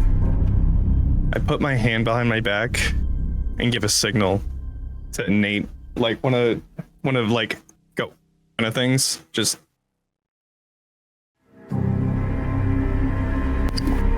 Nate will see the signal and he will look to the others, kind of try to get a quick judgment on who is sneaky, if any of them, and then I'll also get their attention away from the alleyway that they're in right now so that they can, they're looking at me instead of that way in order to help if I can. Okay. Go ahead and give a drive if you can. Yeah. And I'm going to need a hide. Yes, I'm going to need a hide from... Great. Yes. I need a hide from Nate. And I'm going to need a sway roll from you, Johnny. Thought you never ask. That's my one. All right. The gilded die is a 1, but that's fine. Okay. That's fine. Okay. I got a 4 on the other one. Okay, so a mixed success. You can choose to go with the 1 and take back the drive, or you can take the mixed success. Taking the mixed success. Okay. This is a little important. Right. With a mixed success, your words hit. Not as profoundly as you think. Drinking tonight has definitely slurred your words a bit. So you stand a little confident in front of this guy. But he can definitely smell the alcohol coming from your breath. He looks over to his partner. And he does a little head check to the side. The officer to his side walks away. And he stands in front of you. Pulls you in close. All right. 5 like minutes. I said, I didn't want to start any... 5 minutes. Oh shit, okay. Yeah. That was not it, yeah, all right. And then he whistles out and then signals for people to actually come out because now we don't have to fucking hide. Come on. I mean, I got a 5 for my hide, so... I said we. You're like a whole orchestra in here. Listen, you know how we fucking work, just like you fucking work, all right? Like I said, I'm gonna make sure that everything is copacetic, all right? And nothing is gonna go wrong. Everything is gonna be fine. He pulls you in close to you. Do not contaminate the evidence. I know how you guys work. I got it. I don't need the extra paperwork. I got you. Don't worry. I got it. Okay, and as everybody's like starting to come into the house, don't fucking touch anything. Do not fucking touch anything. Don't fucking touch anything. Okay, we want to stay in their favor.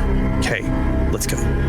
As you guys walk inside, It's problematic because that's how I do stuff, but Right. See, I was thinking about like because I knew about that, and I was like, I think that Mason is just like talking to everybody else, and then takes a little bit of time not looking at you, but in your direction, Besides you. and then continues back the other way, right and then- over my shoulder. Yeah, exactly. he looks Don't past fucking you. touch Yeah. anything. So I'm going to There's stand. like a very hard eye roll. So while everybody else is kind of investigating, I'm going to stand right by the door, just enough that if for some reason there is some sort of trigger that they start to move in, I'm shutting the door on them. Okay. Yeah. All right. Okay. Nice. What is everyone's plan? Well, I'm not allowed What are to you touch nothing. trying? What are you trying to? You can touch whatever you want. What are you trying to accomplish here? I think I'm looking for traces of the actual fire, any sort of like black ichor, bleed symbols. Also, dead bodies. Dead bodies. Those would be good to Those are look at. helpful. Yeah. So my question is, when you walk into this house is a very old townhome. I wouldn't say old, excuse me, that's not the correct word. It's a townhome that is well kept. It's got a beautiful maple floor, white trim. It's got the maple wood railings. It's the second floor, and there's a first floor. To the right is a living room. To the back, you can see cabinets that look like the kitchen area. Upstairs is definitely bedrooms. There is a study to your left when you walk in. What do you guys decide to do? Do I recognize the interior of the room or of the house? Like, do I know the layout from You the do not memories? know the layout. Ooh. However, your memories do serve you well. This looks familiar. However, the location that was given to you, you have not stepped into it yet. Okay. I'm sort of just walking around aimlessly until I get to a room where I'm going to have deja vu of I've been here before kind of thing. So you're going off on your own? Yeah. Okay. Alice is just walking around aimlessly. Okay. Yeah, is there blood anywhere? Any sort of signs of where they might be? Because probably upstairs, in bedrooms. So you can see that there's a curve, you can see when you walk in that there is signs of struggle throughout the house. However, Okay, so everywhere. it's everywhere. However, Okay. you're going to need to roll for something Okay. to try to pinpoint where you want to go. Okay, perfect. Can I pick, or are you going to tell me what to roll? Tell me what you want to do, and we can decide together. I would really love to do a focus because I'm good at that, and I could do a gilded die with that. Okay, so since Yeah, so you're it's analyzing inspect, the- analyze, and remember. Okay, so you're analyzing the scene. You're very good at focusing. This is what you do. You're a doctor. You look for the finer details, things that stand out to you that others don't. So go ahead and do a focus roll for me. Okay. And what does everybody else want to do? I am going to burn 2 drives. I feel like this is probably important. Okay, perfect. Nate's not actually going inside. Okay, that's fine. Nate is instead going to be looking around outside. Okay. Okay. So you have. If I notice that Nate doesn't go in, I'm gonna go just so that we're paired up. I'm gonna go with Nate. Okay. So you stay outside. Mason stays outside with Nate. Actually, I'm the one that. Yeah, I was about to say you might want to, because Oliver. Oliver is out here, so Yeah. you should probably have gone inside. Do you mind just? I like what you're doing. I can take care of stuff if I need to. Do you mind just going with him, just to make sure that everything is okay? Yeah, it's fine. I Okay. kind of was concerned when he didn't walk in anyway, so. Yeah. All right. He seems to have a head on his shoulders, so I'd rather go with him anyways, it seems. I don't blame you.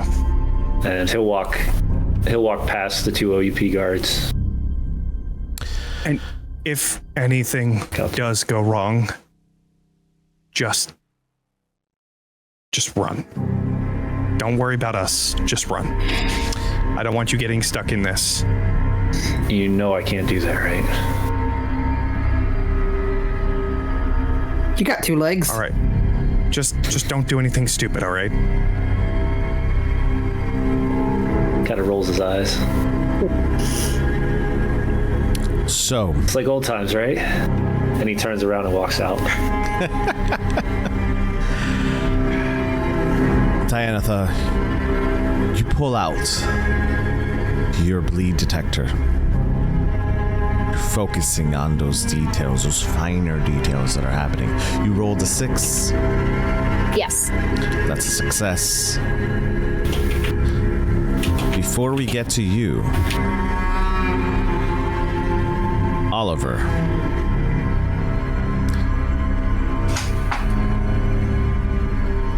Which hand is the glove? Right hand. Okay, your right hand begins to tingle. Where at? Your fingertips. No, like where am I at? You're at the door. I'm just at the doorway. Yeah. I just start kind of glancing around, looking.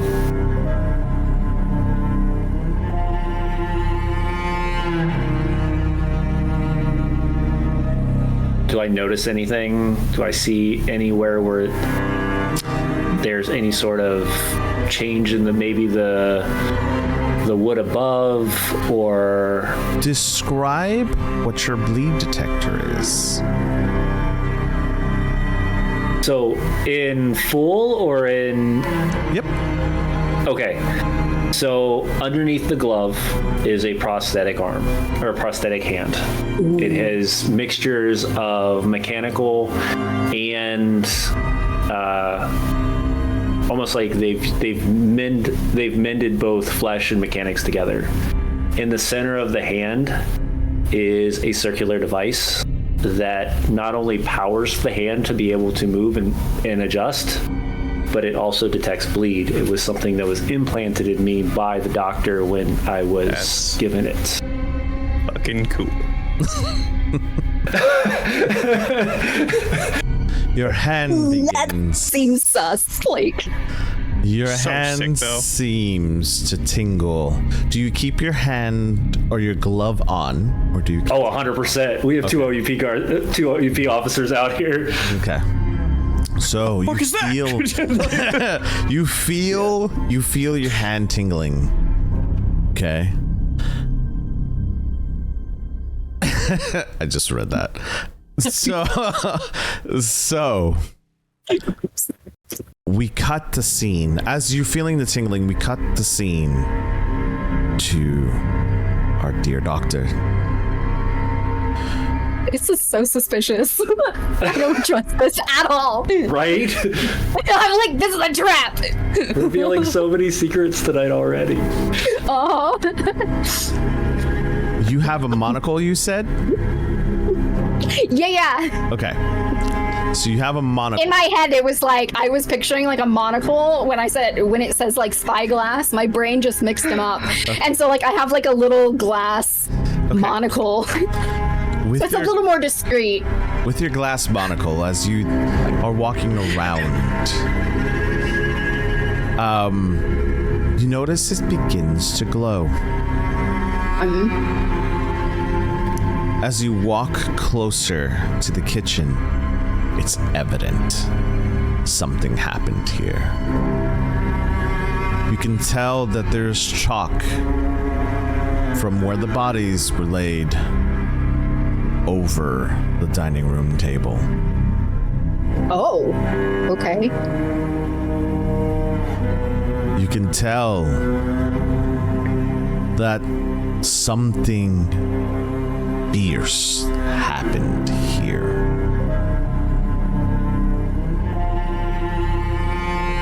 You notice signs of ichor on the chair, the table,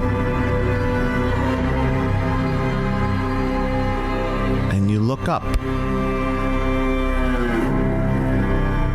The camera pans slowly towards the ceiling as droplets of ichor fall from the ceiling down to the floor.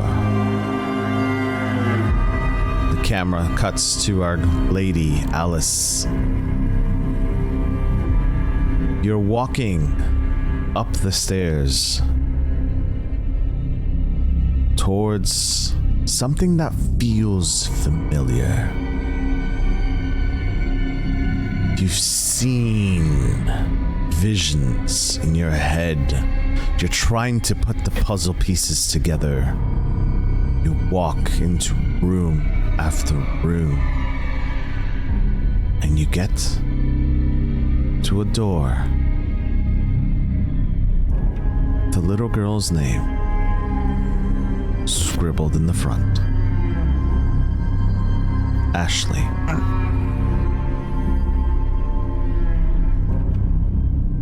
You open the door, and inside seems normal. Just a little girl's room,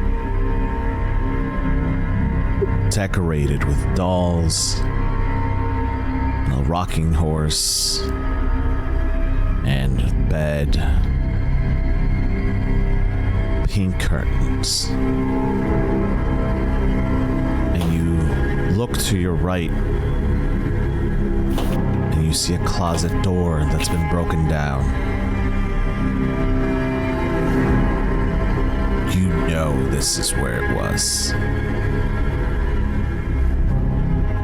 Attached to that room is a bathroom. Do you go inside? Yeah, I'm gonna see the room. I know something happened here, but I'm not like from that.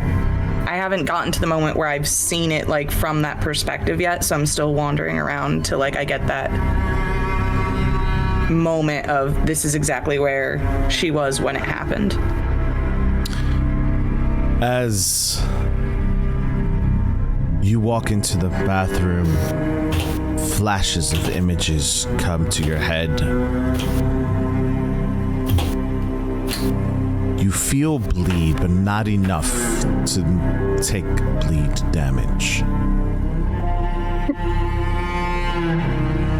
As you walk into this, you steady yourself on the sink, looking into this mirror. Your head starts to pound once again, feeling just pain through the back of your neck, radiating to the front. Your heartbeat starts to quicken.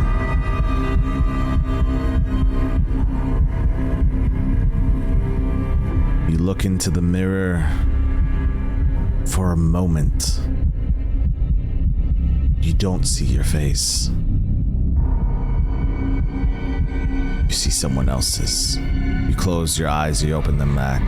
Your reflection is there. As you turn around, now startled, you hear a low growl.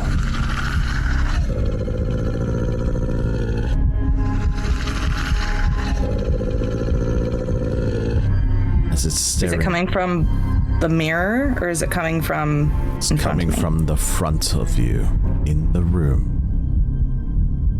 You see a humanoid figure staring back at you in cloak. Alice screams. The second Immediately I run see up. that. I'm not going to do it Immediately, into the mic. gun drawn, running up. We're gonna cut Figured. right there. Please. And that is where we end tonight's episode. Ladies and gents,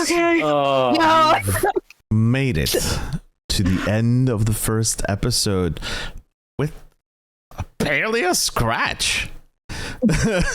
Yeah, I think we all took one bleed each, and that was about it. It was it. One bleed and one brain for me. Me too. Oh yeah, you took the extra brain. So, Oh. how are we feeling? Ready to shoot a fucking die. shadow. Like I'm about to die. You're ready to shoot a shadow, and I'm ready to attack. I'm ready to tackle OUP guards when they run in. Like, this is about what we're about to do. Yeah. We have two different fights going on. Yep. Something's about to fall off the ceiling. Yeah. Well, ladies and gents, this has been an adventure so far. We are just scratching the surface to I'm what so excited. this mystery is going to unfold. I am super excited and thankful for such an amazing cast tonight and an amazing viewership. Without all of you guys, we would not be here. So thank you all so very, very much for joining us in episode 1 of Candela Obscura's What Lies in the Shadow. That's it. First one. First one. So many more to This come. is We've only done one. This is just the first episode. The best part is we're back next week with episode 2 of Candela's chapter 1. And I hope all of you guys, I'm like in the verge of tears right now. I hope all of you guys have enjoyed this episode as much as I have put it so glad I together don't have for to all work of tomorrow. you guys. I took tomorrow off, and it wasn't for this reason, but I'm like, oh, thank God. Oh my You're like, good thing I Like did. the Yeah. stress, maybe. There's so Nate much. stayed outside to try to find signs of break-in or breakout, and There's I so was kind of much. regretting that. There's so much to uncover. Don't worry, players. There's lots to uncover here. This is just the surface. So, we're going to go ahead and go around the table. Please let us know what projects you're working on, who you played tonight, and who you are, as we say good night to our fellow people. So I'm gonna go topsy-turvy this time, and I'm gonna go to Oliver first. And we're gonna start there. All right, so I am James, otherwise known as Tabletop Misfits. I play Oliver Cook, nickname Boomer. You can find me anywhere at Tabletop Misfits, but right now this year I've changed things up a little bit. It seems like I'm on more shows besides my own. So on Monday nights at 8 p.m. Eastern Standard Time, you can find me over on the official Gen Con TV channel, where I'm running an Icewind Dale campaign. And then you can also find me over on Wednesdays on my own channel, where I do interview shows for players, worlds, and projects. So come hang out with us, ask questions, and maybe we'll even do a character interview for each one of these wonderful players here in the next couple months, because it's going to be a lot of fun. So I know thank that you. I'm Thank you for having me. Like, oh my Yeah, I goodness, think I thank come you for on there having me. I'll grab the other two. I know I need them. I'm starting to fill up in July already, so it's Awesome. Love to see that.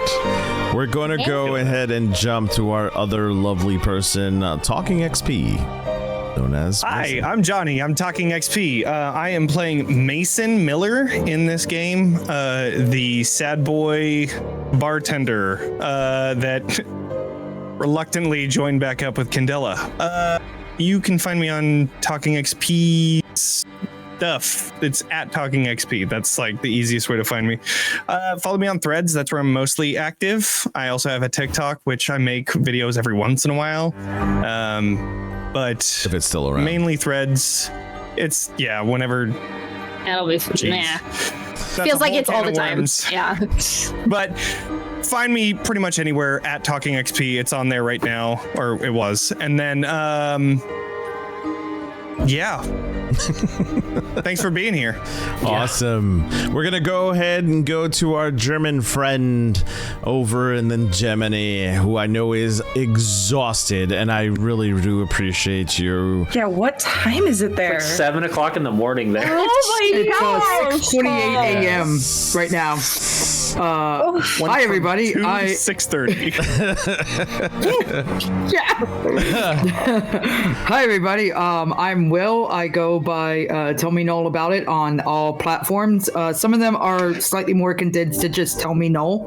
I am a cosplay photographer and miniature painter. And in this case, that's all I do. That's all I do. That's all. We love it. I love Are you it. going to Gen My Con? current project. Yeah, I was just about to ask. I live in Germany, you guys. Okay. Germany. The question still stands. If you guys can help me Gen Con. get back to America to go to Gen You Con, heard it yes, here, I will come and folks. cosplay and Listen. photograph all of your cosplays. Because that is what I do. I love taking photos of cosplayers, but I don't ever charge for that because that's just rude. My current project is painting LGBT Amat. Yo. Yes. Cool. Look at that. That's so amazing. That is amazing. Oh yeah, It's incredible. LGBT Amat. She is the pride flag, and every wing membrane is going to also be a pride flag. That is That's so different cool. price. That's amazing. That is such a That cool is- idea. Oh my god. Yeah. That's so cool. I love that so I know I am not the first to much. think of it.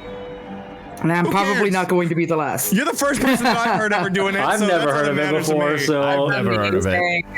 That is awesome. That is so cool. So cool. Well, you can find progress of LGBT Amat and all the other actual normal-sized miniatures that I paint on my social medias. And you can also find all my cosplay photographs on my social medias. I'm actually going to be doing a huge upload in the next week or two, as I just got back from a convention a week ago. So Nice. lots of garden photos in this one because it was a garden convention here in Germany. Ooh. The That's gonna be cherry blossoms, gorgeous. and I photographed a whole bunch of Dunmai cosplayers. So all these Chinese cosplayers, just beautiful, beautiful cosplays. So you'll be seeing all of those getting uploaded over the next couple of weeks, and it's going to be great. I can't wait. That's my life. And it's Yes. Germany here. And that's the reason everybody saw me so cold, is because it's 22 degrees here in my office. Jesus. The dedication. Dedication, y'all. Remember, every donation I that have you 2 guys blankets. make on this channel will help with making sure these people get compensated as well. So thank you guys so very, very much. And we're going to move over to our dear doctor. Hello, everybody. I'm not a doctor in real life. Definitely not. I'm Pyreiia. You can find me on all the socials as Pyreiia. Honestly, find all of us on Threads because it is super fun. It's so chill. It's so great. It's the fucking best. Yeah, I need to really get it's on like Threads. good vibes. It's the only one I Yes, don't you do. do. is Threads. Are you on Twitter? On I am on Threads. Twitter. No, I'm not It's on Twitter. better.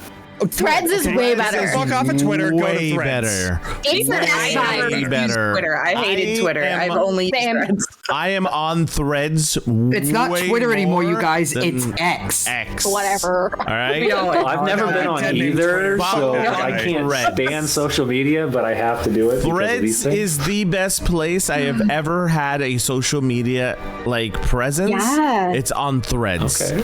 Like Yeah. it's You feel Straight up, connected. like building Yes. a community. Straight up, like Yeah. I can't explain it other than like it's like You gotta do have a it. community there. It's great. Yes. Yes. you Is have it to like do Tumblr? no. No. Ish. I mean, you get to talk to people and stuff like on comments and posts and stuff. It's most like Twitter. It's mostly Where- Twitter, but better. But Okay, better. so we're not expecting a DashCon anytime soon. No. No. No. But yeah, I'm Pyreiia. I'm here with you guys playing this, which is really exciting. I play on D and Denial, where I play a wizard on Monday nights at 7:30 Eastern. I'm Central Time Zone, so I always have to convert it. And then I have other projects I'm hopefully gonna start in the next couple months. Yeah, I just like all the art, and I'm always stoked to play anything. It's been great. And I'll pass it to Boss. Yep. Hi everybody, I'm Janelle, or BossJellyBean, everywhere in socials. I am the DM of Fey Dark Eclipse, which is a game with two different adventuring parties, one that's in the Shadowfell, one that's in the Feywild, trying to solve the same world calamity problem. And actually, we are going to be meeting with the Shadowfell group this Sunday on my Twitch channel. But instead of playing the game, we're going to be doing like a Q&A session and talking about some theories from the last episode where my players had to run through different domains of dread from a giant world-eating dark sun. So that was fun. Okay. And my players have lots of crazy theories about it. Yes. So we're going to be talking about that. And then also Monday, I'm going to be on the Gamemaster Monday channel playing Vampire the Masquerade, which is going to be GM'd by the one and only Juicy Garland. And that is going to be hilarious. It's going to be called That's gonna be Staten amazing. Island by Night. That's amazing. That's gonna be such a fucking good game. I guarantee it. Real good. That's amazing. Yeah. Awesome. Well, ladies and gents, you already know my name. My name is Norfolk911, but I am the GM for tonight for Twisted Fates. This is our launch of our first ever campaign for Twisted Fates, which is amazing. So thank you guys all so much. You're going to catch us here every Thursday for the foreseeable future until these guys get sick of me for Candela Obscura as we continue our story. And I'm super, super excited. And we're also going to be doing The Walking Dead in May as well as we continue.